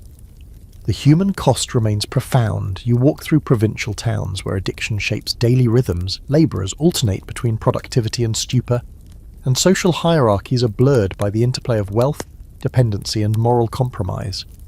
Families navigate economic and moral hazards, often making choices that preserve survival at the expense of health, social cohesion, or ethical ideals. You sense the persistent, corrosive influence of opium at every level of society, a force that is shaping China's future as much as any military campaign or foreign treaty. By the late 1860s, it is evident that the Qing dynasty faces a multifaceted crisis. Social structures, governance, military readiness, and economic stability are all compromised, and opium remains a persistent thread connecting each weakness. You walk through bustling marketplaces and quiet village lanes, noticing both human resilience and structural fragility. The empire is no longer just politically challenged. It is morally, economically, and socially contested from within and without. The tension between tradition and adaptation, morality and survival, remains unresolved, creating a precarious balance that defines the era. Even amid decay, pockets of hope emerge. Reform-minded officials experiment with industrialization, education, and infrastructure projects. Communities devise coping strategies to manage addiction and maintain economic viability. You sense that the empire's story is not one of uniform collapse, but of uneven struggle, resilience, and compromise. Opium, foreign influence, and internal debate are intertwined, shaping a complex historical landscape where survival is contingent, moral clarity is scarce, and every choice carries profound consequences. The stage is set for further conflict, both internal and external, and you feel the tension building toward the next chapter of China's dramatic transformation. You find yourself in a transformed China, where opium is no longer simply a personal vice but a regulated commodity, entwined with imperial finances. In some provinces, the Qing government, pressured by economic realities, decides to legalize opium under strict taxation, hoping to extract revenue while reducing illicit trade. You watch officials meticulously recording shipments, levying duties, and attempting to monitor consumption. The streets hum with cautious activity, a mix of smugglers turned semi-legitimate merchants, labourers, and families negotiating survival under the new rules. It's a pragmatic, if morally conflicted, approach, a calculated compromise between economic necessity and societal damage. Even with legalization, the social consequences are undeniable. Addiction continues to infiltrate households, offices, and military posts. You notice soldiers pausing mid-drill, their movement slowed by habitual smoking, bureaucrats leaning over ledgers, red-eyed and unsteady, and families balancing subsistence farming with small-scale cultivation to meet local demand. Opium has embedded itself so thoroughly that its presence dictates the rhythms of life. Labour, commerce, and morality now revolve around this golden brown resin. You feel the duality. The government seeks control, yet dependence ensures that enforcement is always partial, incomplete, and ethically fraught. The economy adapts in unexpected ways. Farmers grow poppy as a profitable cash crop, feeding both domestic demand and international trade. Merchants thrive on taxation systems, While local markets fluctuate according to both legality and smuggling, you sense a subtle paradox. The government benefits financially from opium, while the same substance undermines social cohesion and moral authority. Villagers negotiate constantly, balancing survival, profit, and family obligations. The empire's economic resilience is intertwined with a system that simultaneously corrodes the social fabric. A quirky historical anecdote emerges. In some coastal towns, officials established opium inspection bureaus, complete with detailed charts, sampling procedures, and even moral lectures for smokers. You imagine the absurdity. Bureaucrats lecturing addicts while tallying chests, blending moral suasion with regulatory oversight. It's a striking example of the empire's contradictory response, enforcing morality and legality while acknowledging the practical impossibility of total eradication. Meanwhile, foreign influence continues to expand, particularly in treaty ports where Western powers assert commercial and legal privileges.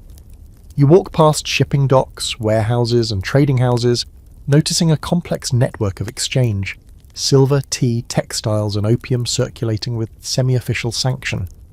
The Qing government attempts oversight, but the sheer scale of trade, combined with entrenched corruption, ensures that the enforcement is imperfect. You sense that the empire's authority is being continuously negotiated, challenged, and reshaped by both domestic and foreign actors. Historians debate whether legalization slowed or exacerbated the crisis.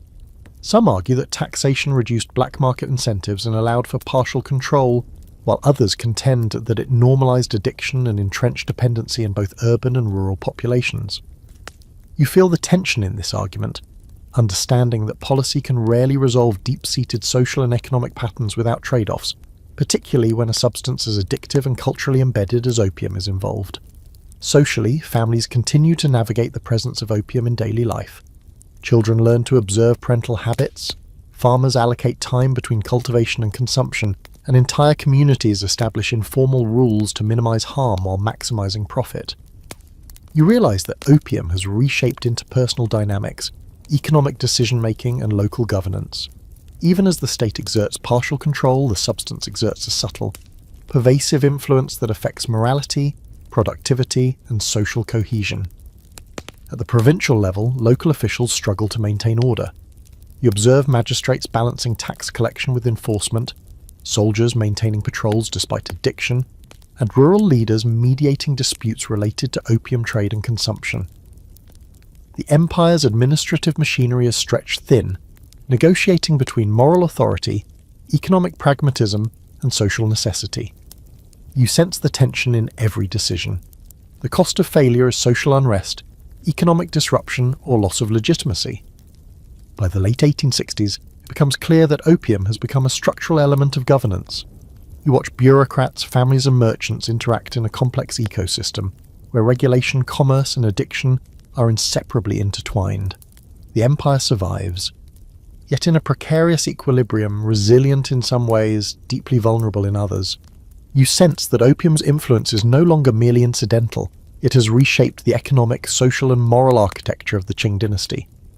Even in this period of adaptation, the long-term consequences are evident. The empire's authority is diluted, foreign influence entrenched, and internal cohesion weakened. You feel history pressing against every province, city, and household, a constant reminder that practical compromises can secure survival but rarely restore former glory. Opium, once a contraband, now binds the empire's economy, society, and governance together, creating both lifelines and vulnerabilities that will define China's path for decades to come. You walk through bustling ports and provincial towns in the 1870s and sense a China caught between survival and decay. The legalization of opium has created a delicate, morally complex balance. Revenue flows steadily into imperial coffers, yet addiction continues to undermine health, productivity, and social cohesion. Farmers prioritize poppy cultivation over food crops, while merchants profit from the regulated trade, and families adjust daily routines around consumption. You notice children learning to navigate an environment where dependence is normalized, soldiers and officials staggering between duty and habit, and local communities improvising social rules to maintain stability. The empire functions, but it functions differently, adapted to dependency rather than resisting it. Economically, opium has become a linchpin of both local and national finances. You observe provincial treasuries counting silver, allocating resources, and funding campaigns against rebellion. Yet every coin comes with the hidden cost of societal erosion. Local economies flourish superficially, markets thrive, transport networks hum, and merchants calculate profits with precision. Yet underneath, dependency distorts labour patterns, agricultural priorities, and long-term productivity. You feel the paradox in every corner. Opium sustains the empire financially while simultaneously undermining its moral and social foundations. The Qing court debates the balance between pragmatic governance and moral authority with increasing intensity. You sit in council chambers filled with maps, ledgers, and reports from distant provinces. Some officials argue that continued taxation and regulation are the only feasible options to maintain stability, while others insist that moral restoration demands stricter enforcement and education campaigns. You sense the tension. Every policy is a compromise. Every decision carries both immediate and long-term consequences. The empire's authority is no longer absolute. It is negotiated continuously, contingent on the interaction between law, custom, and commerce. On the streets, daily life is shaped by this new reality. Opium dens operate openly, often under the watchful eyes of local authorities collecting taxes. Families balance the economic benefits of poppy cultivation with the destructive impact of addiction. Villagers devise creative strategies to maintain productivity while managing consumption, from rotating labour to rationing opium internally. You feel the subtle social engineering taking place. Communities adapt, survive, and sometimes even thrive within a system that is inherently corrosive, illustrating human resilience under morally and economically challenging conditions. Here's a quirky anecdote. Some officials host moral lectures in opium dens, preaching moderation while tallying taxes. You can almost picture the scene: smoky rooms, incense curling alongside exhaled fumes, and officials lecturing the very people who provide the state's revenue. It's simultaneously absurd and poignant, a visual metaphor for the contradictions shaping Qing governance during this period. The empire enforces morality with one hand while financially benefiting from what it morally condemns. Meanwhile, foreign influence is increasingly entrenched. Treaty ports flourish as centres of Western trade, law, and culture. You walk past warehouses stacked with imported goods, shipping manifests detailing trade in silver and opium, and diplomatic compounds where foreign powers negotiate privileges beyond imperial oversight. The Qing administration attempts to manage the flow, yet enforcement remains partial and inconsistent. The empire's sovereignty is constrained not just by treaties but by the structural integration of foreign commerce into its economy, reinforcing both dependence and vulnerability. Historians still debate the long-term consequences of this period. Some argue that legalization stabilized the empire's finances and allowed for partial control over smuggling and addiction. Others contend that normalization entrenched dependency, weakening moral authority and social cohesion. You feel the tension between pragmatic survival and ethical compromise, recognizing that neither approach fully addresses the deeper structural vulnerabilities that opium has exposed. The empire's decisions in this period are a testament to the difficulty of governing a vast, complex society under external pressure and internal erosion. Socially, the patterns established during this era are striking. Families adapt around addiction, labourers time work with consumption, and officials attempt to maintain order in a population simultaneously dependent and compliant. You sense the subtle influence of opium on governance, commerce, and culture. It shapes decisions, habits, and social hierarchies. The substance is no longer a peripheral concern, it is woven into the very fabric of imperial life, influencing both policy and daily survival. By the late 1870s, the Qing dynasty is visibly changed. Opium is regulated, foreign influence entrenched, and internal governance increasingly pragmatic, morally compromised, and reliant on a delicate balance of enforcement and tolerance. You walk through urban and rural landscapes alike, sensing the interplay of dependency, authority, and adaptation. The empire survives, but it survives differently, shaped irrevocably by the decades of addiction, trade, and negotiation. Its moral and social authority is permanently altered, yet its resilience persists in surprising and uneven ways. Even amid compromise, glimpses of reform and resilience emerge. Officials experiment with modern military technology, infrastructure projects, and education programs. Villages adapt to labour and consumption demands while attempting to maintain cohesion. You feel the tension between continuity and transformation, understanding that opium has not only weakened the empire, but also forced it to adapt creatively in order to endure. The stage is set for future challenges as the Qing dynasty navigates a complex web of dependency, foreign influence, and internal reform. You step into the 1880s and immediately sense the Qing dynasty walking a tightrope between modernization and moral compromise. The empire's response to foreign pressure is uneven. In some areas, Western military drills and arsenals emerge, while in others, traditional hierarchies resist any change. You notice soldiers training with modern rifles alongside older muskets, and provincial governors juggling revenue from opium taxes with the need to enforce laws. Every day seems like an exercise in balancing practicality, survival, and morality, a tension made more complex by the pervasive influence of opium on both the economy and society. The opium trade continues to underpin local and imperial finances. You walk through towns where silver flows steadily from sales, taxes, and duties, yet simultaneously fuels widespread addiction. Farmers cultivate poppies alongside essential crops, creating an economy that is both dependent and destabilized. Merchants profit, bureaucrats rely on revenues, and soldiers are caught between duty and habitual consumption.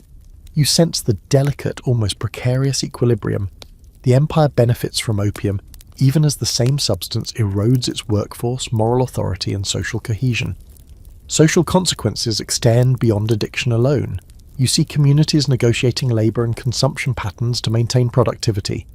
Families hedge against economic volatility, children adapt to parental dependence, and village leaders mediate disputes arising from both legal and illicit trade.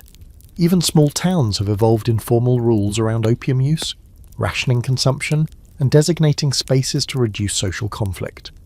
You realise that opium is now embedded in governance, social structure, and culture, shaping behaviour at every level. At court, debates about reform intensify. Officials argue over adopting Western industrial, military, and educational models. Some see reform as the only path to survival. Others resist, believing that tradition and Confucian values must guide the empire. You feel the tension between adaptation and preservation in every discussion, every memorandum, and every strategic plan. Opium, foreign influence, and internal unrest intertwine, making each policy choice fraught with moral, economic, and social consequences. A quirky observation emerges. Some local officials establish opium rationing boards, assigning consumption limits to households and attempting to regulate distribution while collecting taxes.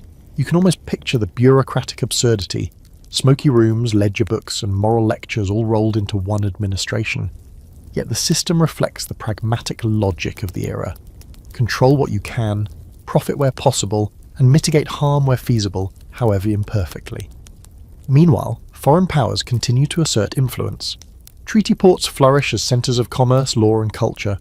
Shipping, silver, and trade flow freely, often under conditions that bypass imperial oversight. You sense that sovereignty is no longer absolute. Authority is continually negotiated, contested, and sometimes ignored. Opium remains central to these networks, linking domestic dependency with global commerce in ways the Qing administration struggles to manage. Historians continue to debate whether these decades of adaptation preserved the empire or merely delayed collapse. Some argue that pragmatic regulation and selective modernization allowed the Qing to endure longer than expected. Others insist that normalization of opium consumption entrenched dependency, eroded moral authority, and weakened social cohesion, leaving the empire perpetually vulnerable. You feel the tension of these debates as you walk through urban markets and rural villages, witnessing resilience and fragility coexisting uneasily. The human dimension is striking. Families manage addiction, negotiate labour, and adapt to economic and social realities shaped by opium. Soldiers continue to function under dual pressures of duty and consumption, while bureaucrats attempt to maintain authority amidst systemic corruption. You sense the pervasiveness of opium's influence. It is no longer simply a vice, but a structural element shaping the empire's political, social, and economic decisions. By the late 1880s, the Qing dynasty has adapted, but at considerable cost. You observe an empire resilient in some respects, yet fundamentally altered. Its moral authority compromised, social cohesion tenuous, and economic systems both dependent on and undermined by opium. Walking through provincial towns, trading hubs, and palace corridors, You sense a delicate balance between survival and vulnerability. Every policy, every decision, every family adaptation reflects the complex interplay of necessity, morality, and human resilience. Even amid moral compromise and dependency, sparks of reform persist. Modern arsenals, schools, and transportation projects signal attempts to navigate global pressures while maintaining continuity. Communities continue to improvise strategies to sustain social cohesion and economic viability. You feel the tension between decay and adaptation, understanding that the Qing dynasty's resilience is fragile, contingent, and intimately tied to both opium and the empire's ability to innovate in the face of persistent crises. You step into the 1890s, and the Qing dynasty's landscape is a patchwork of resilience and instability. Modernization efforts, railways, arsenals, and schools intermingle with traditional governance, yet opium remains an invisible force shaping daily life, economics, and policy. You walk through provincial towns where farmers continue to grow poppy alongside staple crops, merchants profit from trade, and families adapt to the rhythms of addiction. Soldiers struggle to maintain discipline while relying on opium to manage stress, and bureaucrats navigate the contradiction of benefiting from a substance that simultaneously erodes social cohesion. The empire functions, but its rhythm has changed fundamentally, dictated by both necessity and compromise. In the treaty ports, foreign influence solidifies.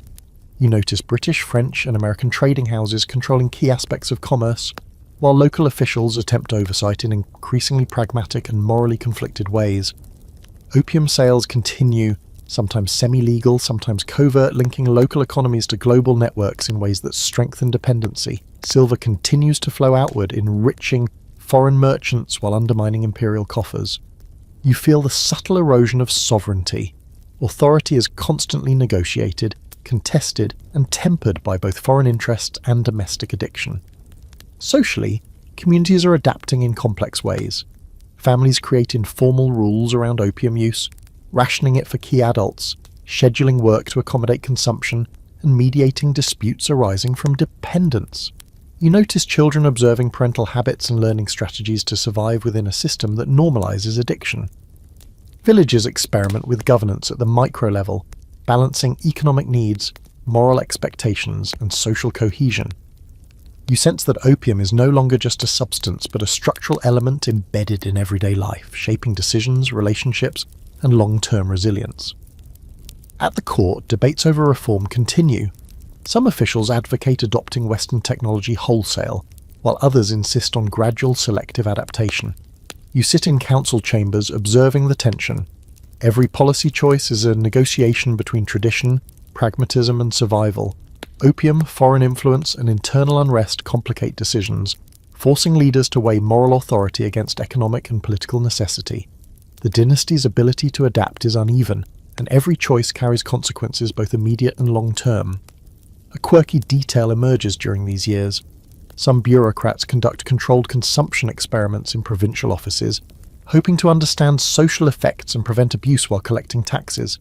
You imagine officials puffing in backrooms, simultaneously gathering data and moralizing about moderation. A striking mix of practicality, irony, and desperation. These experiments underscore the contradictions of governance during this period, attempting to reconcile survival, morality, and control in a society deeply dependent on opium.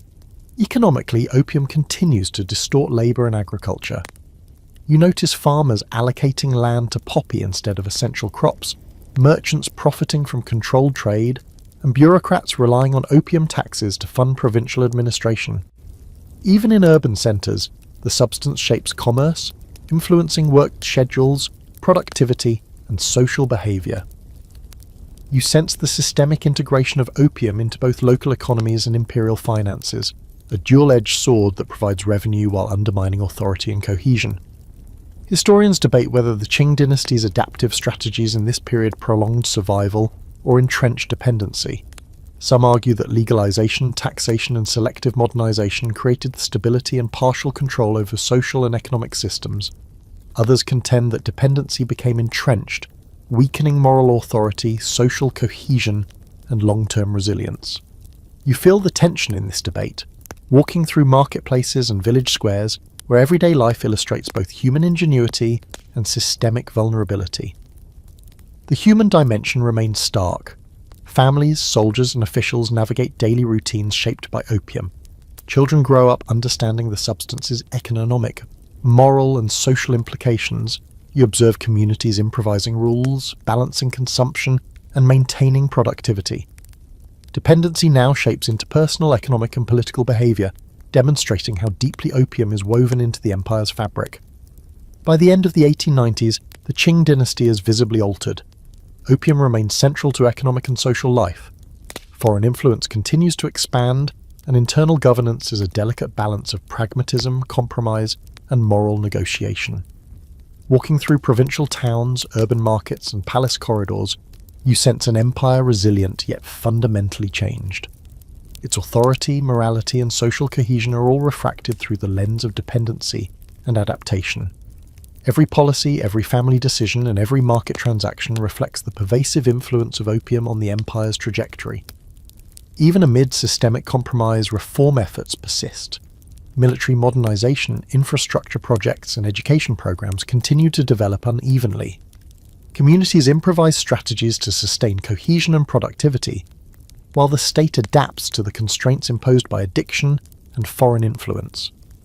You feel the tension between survival and decay, understanding that opium has shaped both vulnerability and resilience, leaving the Qing dynasty transformed in ways that will echo for decades. You step into the dawn of the 20th century, and the Qing dynasty feels like a vast ship navigating treacherous waters. The opium trade, deeply embedded in both rural and urban economies, continues to shape policy, commerce, and social life. You watch farmers tending poppy fields alongside staple crops, merchants balancing legal and illicit trade, and families negotiating daily routines around consumption. Soldiers and officials, still susceptible to addiction, attempt to maintain discipline and governance, often with mixed success. The empire survives, but it survives on a delicate balance, one that depends on both economic pragmatism and moral compromise. In the treaty ports, foreign powers expand influence even further. You walk past British, American, and French trading houses where commerce operates with relative autonomy from imperial control. Shipping, silver, and opium continue to circulate with efficiency, connecting local economies to global networks. You sense the subtle erosion of sovereignty. Chinese authority is constantly mediated through negotiation, compliance, and occasional confrontation with foreign interests. Opium is both a source of revenue and a tool of dependency, intertwining domestic stability with external influence in ways the Qing dynasty struggles to manage effectively. Socially, families continue to adapt. You observe children learning the rhythms of parental consumption, villages creating informal rules to manage addiction, and local officials improvising strategies to maintain social order. Opium use is normalized to a remarkable degree, shaping both economic decision-making and social hierarchies. The moral authority of the state is constantly tested, as it benefits from the trade while trying to limit its social damage. You feel the tension between survival, pragmatism, and ethical responsibility vibrating through everyday life, a constant undercurrent in both rural and urban China. The court grapples with reform and modernization amid these pressures. Debates rage over adopting Western military technology, industrial methods, and educational systems. Some argue for bold, comprehensive reforms to stabilize the empire and resist foreign encroachment, while others insist on gradual adaptation rooted in tradition. You sit in council chambers listening to these arguments and feel the weight of history. Every policy choice carries consequences for governance, social cohesion, and moral authority. Opium, foreign influence, and internal unrest all intertwine, creating an environment where compromise is unavoidable and failure is always a risk. A quirky historical note emerges. Some provinces implement moral education programs in tandem with opium taxation, attempting to encourage moderation through lectures, pamphlets, and community supervision. You can picture the scene: smoky dens, officials delivering lectures on temperance, and families listening while simultaneously engaging in the very trade being regulated. It's both absurd and revealing, highlighting the contradictions inherent in the Qing response, attempting to enforce morality while profiting from dependency. Economically, opium continues to distort agriculture and trade. Farmers prioritize poppy cultivation for income, merchants profit from legal and illicit sales, and provincial treasuries rely on opium-derived silver to fund administration. Urban markets similarly revolve around consumption and commerce linked to opium, creating a cycle in which economic survival and addiction are inseparably intertwined. You feel the pervasiveness of the substance shaping labour, trade, and social behaviour across the empire. Historians continue to debate whether the Qing dynasty's pragmatic approach, legalisation, taxation, and selective modernisation delayed collapse or entrenched structural weakness. Some argue that revenue and partial regulation provided stability. Others assert that dependency, social erosion, and moral compromise left the empire vulnerable to both internal and external pressures. You sense the unresolved tension of this debate as you walk through villages and markets, observing the consequences in real time. Resilience entwined with fragility. The human cost is stark. Families negotiate survival amid addiction, economic pressures, and foreign influence. Soldiers and bureaucrats operate under the dual pressures of duty and consumption. You notice children adapting to these conditions, learning the rules and rhythms of a society deeply shaped by opium. Dependency has become structural, influencing governance, commerce, and daily life. You feel the pervasive impact. The empire's strength, authority, and cohesion are all refracted through the prism of addiction and pragmatic compromise. By the 1900s, the Qing dynasty has visibly changed. Opium continues to influence economics, social patterns, and governance. Foreign influence is entrenched, and internal reform is uneven. Walking through provincial towns, urban markets, and palace corridors, you sense a China transformed, resilient in some ways, deeply vulnerable in others. Every decision, policy, economic or personal, is shaped by decades of dependency, adaptation, and negotiation. The empire survives, but it survives differently, with moral authority, social cohesion, and sovereignty all permanently altered. Even amid these challenges, pockets of reform and innovation persist. Military modernization, infrastructure projects, and educational experiments continue, albeit unevenly. Villages and urban communities develop coping strategies to navigate social, economic, and moral pressures. You feel the tension between continuity and change, resilience and vulnerability, understanding that opium has left its mark not just on individual lives but on the structure and trajectory of the empire itself. You step into the turbulent years of the early 20th century, and the empire feels increasingly fragile, stretched thin by decades of internal decay, foreign pressure, and opium dependence. Warlords, regional governors, and local militias wield more power than the central authority, exploiting opium trade for revenue and personal gain. You walk through provincial towns where poppy fields dominate the landscape.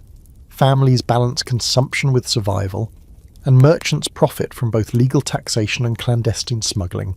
Soldiers and bureaucrats, still affected by addiction, attempt to maintain order, but the fragile equilibrium is constantly under strain. Every decision is fraught with moral, social, and economic consequences. In urban centres, the interplay between foreign influence and domestic adaptation is evident. Treaty ports thrive as hubs of international commerce where opium trade, silver transactions, and Western goods intersect.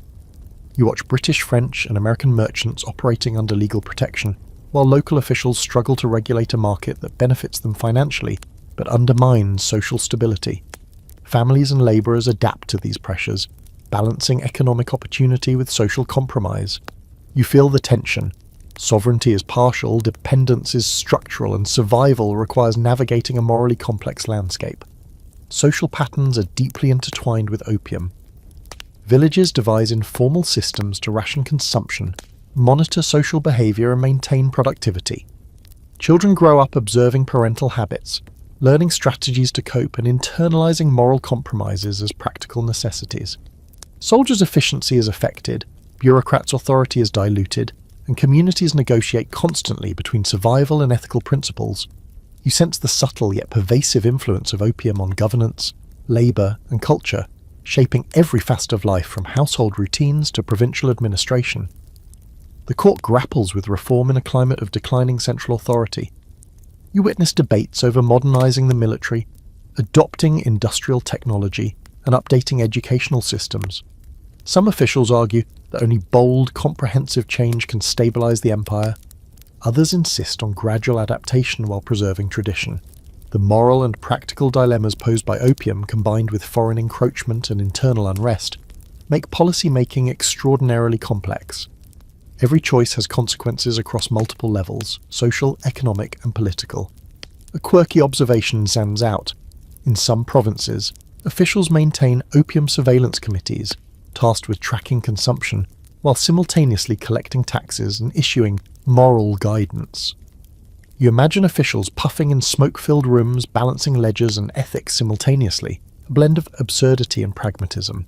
It's a vivid illustration of the contradictions defining governance during this period, trying to regulate what sustains and undermines the state at the same time. Economically, opium continues to distort agriculture and trade. Farmers prioritize poppy cultivation to meet demand and secure silver. Merchants profit from sanctioned and illicit trade, and provincial treasuries rely on opium revenue for administration. Urban centres mirror this pattern, with consumption shaping labour productivity and market behaviour. You feel the pervasive structural integration of opium into both economic and administrative systems, a double-edged foundation sustaining survival while undermining authority and cohesion. Historians debate whether the empire's strategies in this era were stabilising or entrenching weakness. Some argue that regulation, taxation, and selective modernisation provided resilience. Others insist that dependency, moral compromise, and weakened social cohesion left the dynasty vulnerable to both internal fragmentation and foreign domination. You sense the unresolved tension as you observe towns, markets, and military posts where adaptation and vulnerability coexist uneasily. The human toll remains profound. Families navigate addiction, economic instability, and moral compromise. Soldiers struggle with dependence while maintaining duties. Bureaucrats enforce rules inconsistently, balancing survival with integrity. You notice that opium is no longer peripheral, it shapes daily life, social relationships, and governance at every level. Dependency has become structural, influencing the trajectory of communities and the empire alike. By the 1910s, the Qing Dynasty has been fundamentally altered. Opium continues to influence social, economic, and administrative life.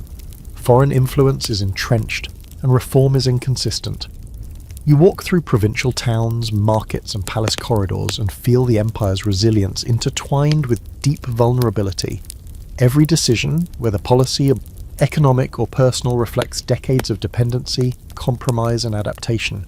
The dynasty survives, but it survives differently, shaped by opium, foreign influence, and internal complexity. Even amid decay, small sparks of reform persist.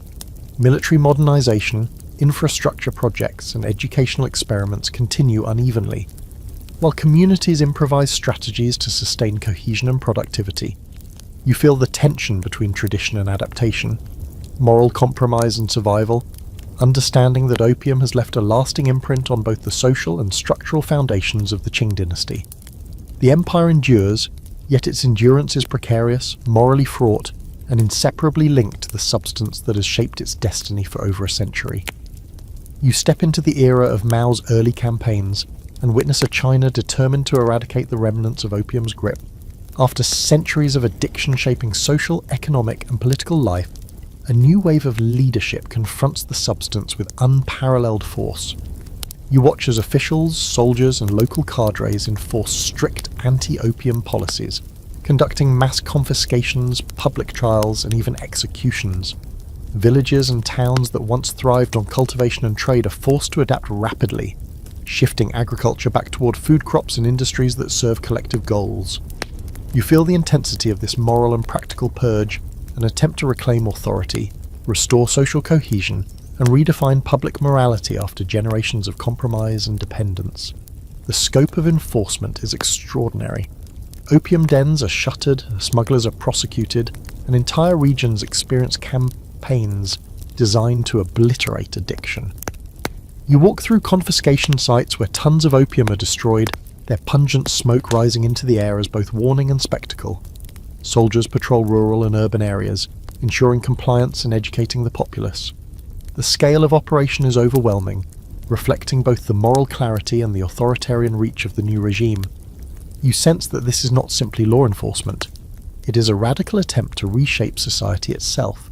Socially, the effects are immediate and far-reaching. Families dependent on poppy cultivation and consumption face economic disruption, yet the campaigns provide opportunities for reinvention. Farmers revert to staple crops, villages negotiate new labour arrangements, and communities learn to rely less on vice and more on collective productivity. Children and young adults, previously raised amidst normalised opium use, now witness both enforcement and rehabilitation programs. You feel the dramatic cultural shift. Addiction, once embedded in daily life, is now framed as both morally and socially unacceptable, reshaping social norms across generations. A quirky, almost darkly humorous detail emerges. In some provinces, enforcement officials organise public anti-opium festivals, featuring speeches, ceremonial destruction of opium, and communal rituals meant to educate and entertain. You imagine the spectacle: villagers gathering to witness destruction, officials lecturing, smoke curling into the sky, and a sense of moral drama enacted like theatre. It's simultaneously performative and effective, a culturally resonant strategy to embed the anti-opium message deeply into collective consciousness. Economically, the purge reshapes local and regional systems. Silver that previously flowed through opium taxation and trade is redirected toward collective projects, military support, and industrial development. Farmers adapt by producing food, fibre, and other non-addictive cash crops. Merchants adjust to legal markets, often losing prior income but gaining state-sanctioned stability. You sense the dramatic restructuring of the economy, a process both chaotic and purposeful, aimed at breaking the cycle of dependence that had defined China for over a century. Historians debate the ethical and social dimensions of Mao's anti-opium campaigns. Some argue the purges were necessary to restore social order and national sovereignty, while others critique the use of authoritarian enforcement, mass executions, and coerced compliance. You feel the complexity of the moment. Moral clarity and social necessity collide with authoritarian methods, producing both dramatic successes and enduring controversies.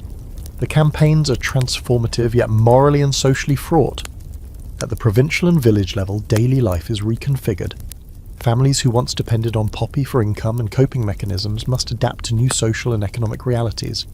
Soldiers and cadres enforce regulations while promoting education, labour reform, and alternative livelihoods. Communities improvise ways to maintain cohesion and stability, sometimes bending rules creatively while adhering to overarching state objectives. You sense the tension between compliance, survival, and adaptation as a constant undercurrent in daily life. The cultural impact is profound. You notice that opium's prior normalization is replaced by moral messaging, communal oversight, and public pedagogy. Children internalize a different set of values. Communities restructure economies, and social hierarchies adjust to a system less dependent on addiction. You sense the long shadow of change. A society that once accommodated a pervasive vice now experiences its removal as both liberation and disruption. By the mid-20th century, China is confronting the long ghost of opium. Addiction rates decline dramatically.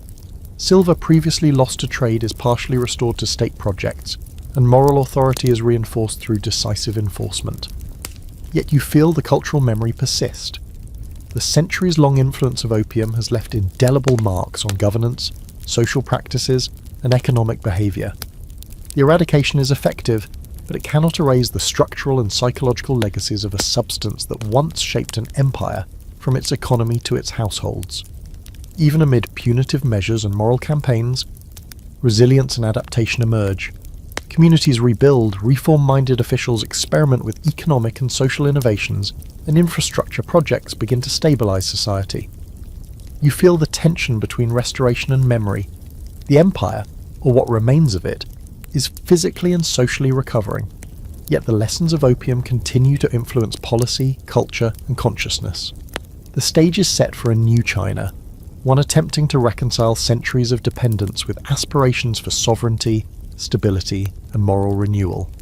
You wander through post-purge China, and the remnants of opium addiction linger like a faint, stubborn fog. Even after decades of strict enforcement, the cultural and psychological impacts are evident. Families that once relied on poppy for income or coping mechanisms have adapted, yet the memory of addiction shapes social expectations, labour habits, and intergenerational behaviour. Villages are quieter, markets are reoriented toward legitimate commerce, and soldiers regain discipline, but traces of the past persist in subtle ways. Smoky relics of dens, stories passed down, and cautious behaviour around silver and trade. You sense that history does not vanish with policy. It leaves marks that endure in the everyday rhythms of life. Economically, the empire, now a nation-state under a new order, is in recovery. Farmers shift back to staple crops, local markets re-establish stability, and provincial treasuries redirect revenue toward development rather than addiction. You watch merchants rebuilding livelihoods while avoiding prior dependence on opium profits. Yet the transition is neither easy nor complete. Trade networks remain fragile, communities adjust slowly, and old habits occasionally resurface. You feel the subtle interplay between reform and residual legacy, understanding that systemic change takes far longer than decrees or campaigns can enforce. Socially, the legacy of opium is evident in behavioural patterns. Children who grew up observing parental addiction navigate moral, economic, and social decisions differently than previous generations. Families, having endured cycles of dependency and enforcement, internalise lessons about discipline, responsibility, and risk. Soldiers and bureaucrats, once compromised by use, regain authority, yet the shadow of prior reliance informs contemporary culture. You sense the psychological residue of centuries of opium shaping attitudes toward governance, commerce, and morality. A quirky detail emerges. In some regions, local festivals incorporate symbolic rituals reflecting past addiction, using mock pipes or ceremonial burning to remind communities of prior dangers while reinforcing moral lessons. You imagine the blend of humour, ritual, and pedagogy, a creative, almost theatrical way of embedding collective memory into social practice. It's a reminder that cultural adaptation and storytelling are powerful tools in shaping community behaviour long after the original crisis has ended.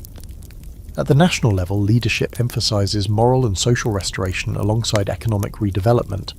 Campaigns educate citizens about addiction, promote agricultural reform, and reorganise labour patterns disrupted by prior dependence. You walk through villages where cadres teach new skills, reconstruct community infrastructure, and enforce social norms that prioritise public welfare. The combination of education, enforcement, and economic restructuring aims to repair both the material and moral fabric of society. Historians continue to debate the extent to which post-purge policies reshaped Chinese society. Some argue that eradication programs were decisive in restoring order, discipline, and moral authority. Others contend that cultural and psychological legacies of opium persisted for decades, subtly influencing family structures, labour practices, and social expectations. You feel the nuance in these debates as you observe communities negotiating continuity, change, and memory in everyday life. Meanwhile, economic recovery is uneven. Regions previously reliant on opium cultivation experience both relief and hardship. Farmers regain food security, yet they must adapt to markets no longer centred on a lucrative cash crop. Urban centres recalibrate trade priorities, investing in industrial, agricultural, and infrastructural projects. You feel the deliberate, painstaking reconstruction of economic systems, a process that demands coordination, discipline, and long-term planning. The empire's, or rather the nation's, resilience is tested in both practical and psychological terms. Socially, communities rebuild cohesion. Families navigate the absence of dependency while attempting to maintain economic stability. Village councils enforce regulations, negotiate disputes, and embed lessons from the past into governance structures. You notice that collective memory of opium reinforces community vigilance, moral education, and attention to labour allocation. It is both a cautionary and guiding influence, ensuring that past vulnerabilities inform contemporary strategies for survival and prosperity. By the mid-20th century, the influence of opium has shifted from active threat to historical shaping force. You walk through rebuilt towns, observe disciplined soldiers, and see thriving markets that reflect both resilience and adaptation. Yet every corner bears traces of memory, stories, rituals, habits, and social norms shaped by generations living with the substance. You sense that the psychological, cultural, and structural impact of opium endures, even after the material presence has been largely eradicated. Even amid reconstruction, lessons from opium continue to influence policy, culture, and social behaviour. Leadership focuses on preventing relapse into dependency, promoting moral education, and embedding resilience into economic and social systems. communities adapt, innovate, and preserve collective memory. You feel the tension between recovery and remembrance. China survives and rebuilds, but the ghost of opium lingers as both a warning and a formative influence on the nation's emerging identity. You pause to reflect on the persistent question that haunts scholars and citizens alike. Who is truly responsible for the devastation opium inflicted on China? You wander through provincial archives, village memorials, and market streets, realizing that blame is complex and multifaceted. Some point to British imperialism, emphasizing the calculated trade and military coercion that forced opium into Chinese society. Others focus on Qing officials, arguing that corruption, indecision, and delayed enforcement exacerbated the crisis. Still others highlight societal factors, the human desire for escape, economic pressures on rural populations, and cultural practices that enabled widespread adoption. You feel the subtle truth: no single actor can bear the full weight. It is a web of decisions, policies, and behaviours stretching across decades and continents. Socially, the question of responsibility shapes memory and moral reflection. Families recount the choices of ancestors, some who participated in trade, some who succumbed to addiction, and some who resisted. You see communities navigating these narratives, balancing pride, shame, and practical lessons. Historical memory is both cautionary and instructive. It informs governance, education, and interpersonal ethics. You feel that opium's legacy is not only physical or economic, but deeply psychological, influencing how communities and individuals evaluate responsibility, morality, and collective experience. Economically, the debate also resonates.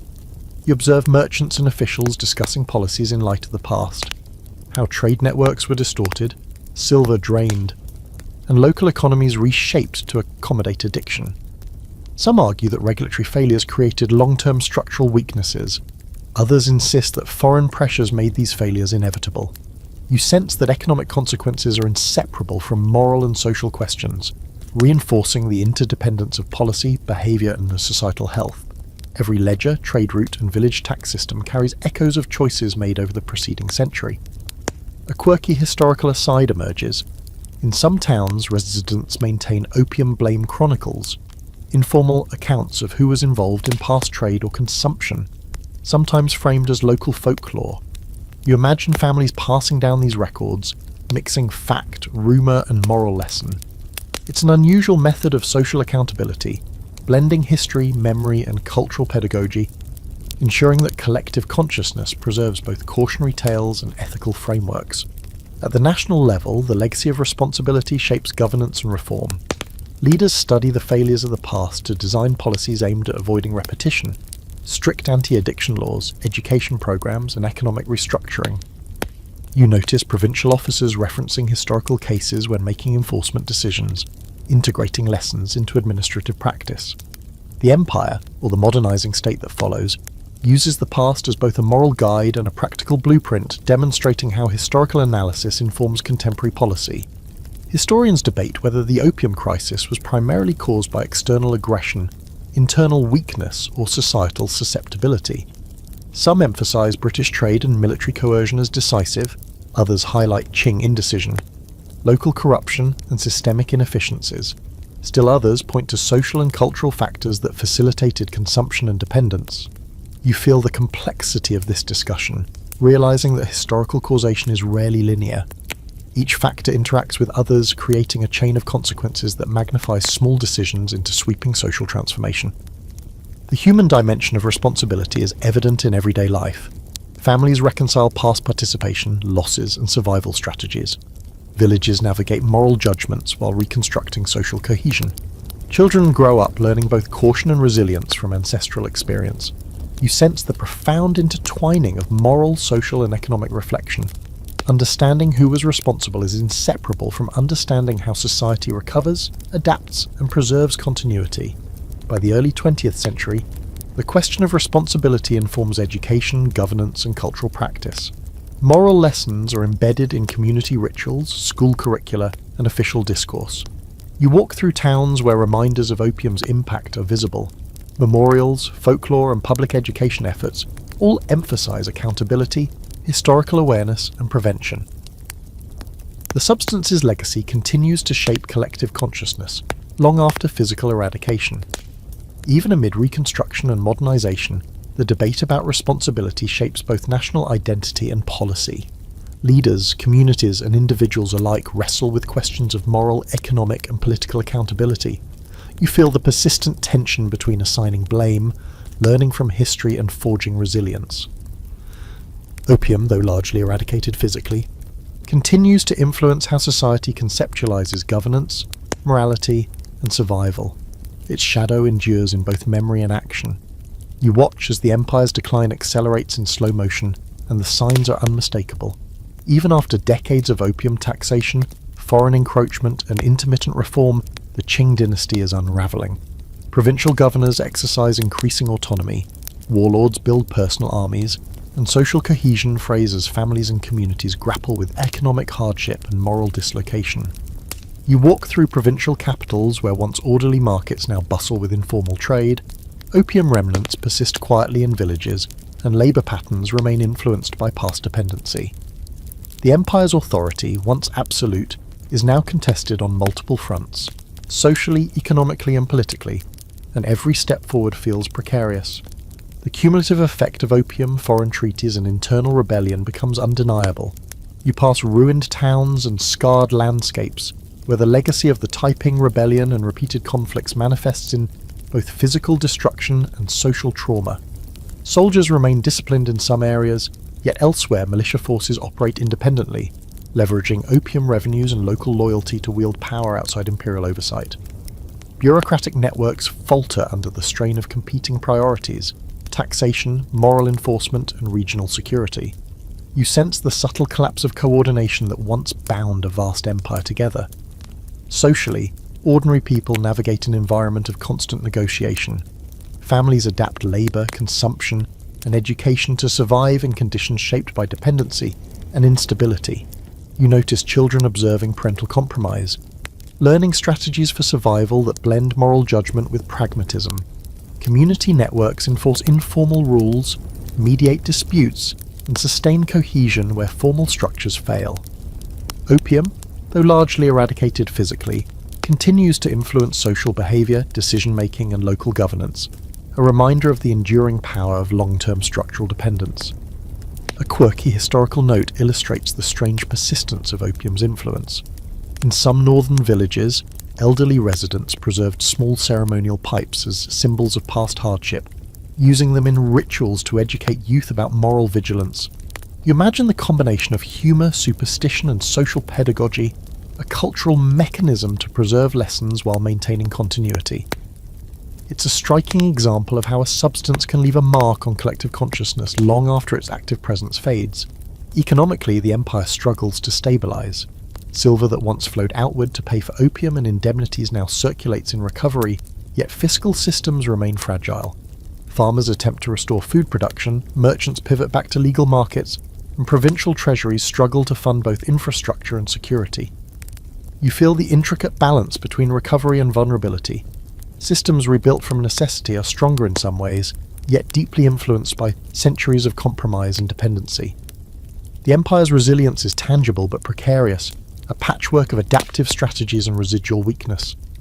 At the court, debates about modernization, foreign influence, and governance intensify. Officials grapple with balancing traditional authority against practical reforms, attempting to preserve legitimacy while navigating internal unrest and international pressure. You sit in council rooms imagining the weight of decisions. Every policy must contend with past failures, lingering addiction, and fractured authority. The empire's ability to enact coherent governance is strained, yet reform-minded leaders attempt incremental adaptation, aware that missteps could accelerate decline. Historians continue to debate whether the Qing dynasty's collapse was inevitable or delayed by centuries of adaptation. Some argue that opium dependency, corruption, and foreign intervention created structural vulnerabilities that made decline unavoidable. Others contend that reform, taxation, and pragmatic adaptation allowed the empire to survive far longer than expected. You feel the tension of this debate as you walk through cities and villages, observing the interplay between resilience and fragility, survival and vulnerability, adaptation and collapse. By the turn of the 20th century, the empire's trajectory is unmistakable. Opium's influence, both direct and residual, continues to shape economic, social, and political life. Families, communities, and officials navigate a complex landscape shaped by history, addiction, and adaptation. Authority is contested, sovereignty constrained, and social cohesion fragile. You sense the inevitability of transformation, yet also the resilience that allows life to continue, communities to endure, and culture to adapt. Even amid structural decline, human ingenuity persists. Villages improvise governance, families restructure economic priorities, and reform-minded officials attempt modernization. You see both the limits and the possibilities of adaptation, understanding that while the Qing dynasty's collapse is underway, the human capacity to endure and innovate continues to shape the landscape of recovery, resilience, and survival. The story of opium, far from over, has left an indelible mark on the empire and its people. You walk through a quiet Beijing courtyard, feeling the weight of history pressing in from all directions, and the final stages of the Qing dynasty's unravelling are impossible to ignore. Opium, foreign treaties, internal rebellions, and systemic corruption have combined over more than a century to reshape the empire irrevocably. Soldiers once disciplined now serve under regional warlords. Bureaucrats balance survival with moral compromise. Families navigate economic uncertainty and social fragmentation. You sense the culmination of decades-long forces that began with a few smuggled chests of opium on southern shores and rippled outward, reshaping every aspect of life in the empire. The grandeur of the past remains, gilded and ceremonial, but beneath it lies a fragile, tension-filled reality that cannot endure indefinitely. In the streets of provincial towns and treaty ports, the consequences of history are palpable. Markets bustle, but undercurrents of vulnerability remain. Labour patterns reflect centuries of dependency, silver circulation bears the scars of extraction, and social norms are subtly moulded by the moral compromises of generations. You notice that communities have adapted, improvising governance structures and social rules to maintain stability in a landscape permanently altered by opium. Even as the empire clings to ceremonial order, life is negotiated daily through a complex interplay of economy, morality, and survival. You feel both the resilience and the fragility of an empire that has been slowly weakened from within. Culturally, the Qing dynasty's collapse is written into rituals, stories, and collective memory. You observe families teaching children the lessons of past addiction, rebellion, and foreign intrusion. Public narratives celebrate moral vigilance, social cohesion, and the dangers of external manipulation, all framed against the backdrop of opium's long shadow. In provincial villages, symbolic remnants, ceremonial pipes, stories of confiscated chests, and local memorials serve as reminders of past crises, embedding lessons of prudence, resilience, and moral clarity into everyday life. The empire's story, once dominated by absolute authority, is now mediated through collective memory, cultural adaptation, and ongoing negotiation between tradition and survival. Economically, you sense the enduring consequences. Centuries of silver extraction, trade disruption, and dependency on opium have permanently reshaped local and regional economies. Farmers, merchants, and local officials operate within systems influenced by past practices, yet new markets, legal reforms, and infrastructural projects offer partial restoration. You observe the delicate balance between recovery and legacy. The empire's structures endure, yet are visibly scarred, reflecting a century of moral and economic compromise intertwined with survival strategies and adaptive behaviour. Historically, scholars continue to debate the Qing collapse. Was it driven by external aggression, internal corruption, social dependence, or a combination of these forces? You feel the complexity in the air as you walk among ruins, restored palaces, and lively markets. History rarely presents simple explanations. The interplay of opium, trade, foreign power, rebellion, and governance demonstrates the multifaceted pressures that can weaken even the most seemingly stable empires. You understand that causality is distributed, layered, and inextricable from both human decisions and structural conditions. The human dimension is unmistakable. You see communities balancing survival with moral reflection, families reconstructing economic priorities, and officials enforcing order while negotiating ethical compromise. The pervasive influence of opium is evident in subtle behavioral norms, labour practices, and social expectations. You sense that the substance's historical impact extends far beyond addiction. It has shaped governance, culture, and the very fabric of everyday life. Even absent from daily use, its legacy informs decisions, memory, and social cohesion. By the final years of the Qing dynasty, it is clear that centuries of challenges, foreign encroachment, internal rebellion, and opium dependence have irreversibly altered the empire's trajectory. You walk through Beijing, past courtyard gardens and ceremonial halls, feeling the tension between continuity and collapse. The empire clings to ritual, authority, and culture, yet its social, economic, and moral foundations have been transformed.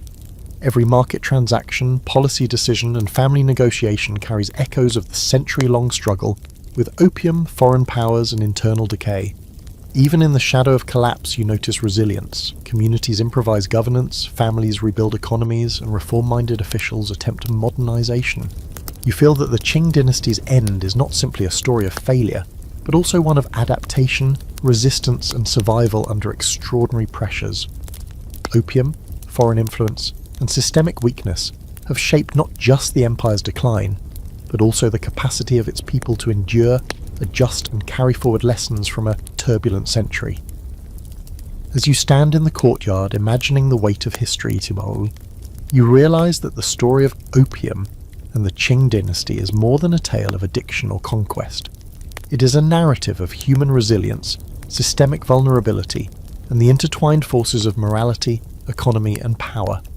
Walking through these spaces, you feel the enormity of what was lost, what was adapted, and what endured. The empire's grandeur persists in memory and culture, yet the lessons of opium remain, whispering through every street, home, and marketplace.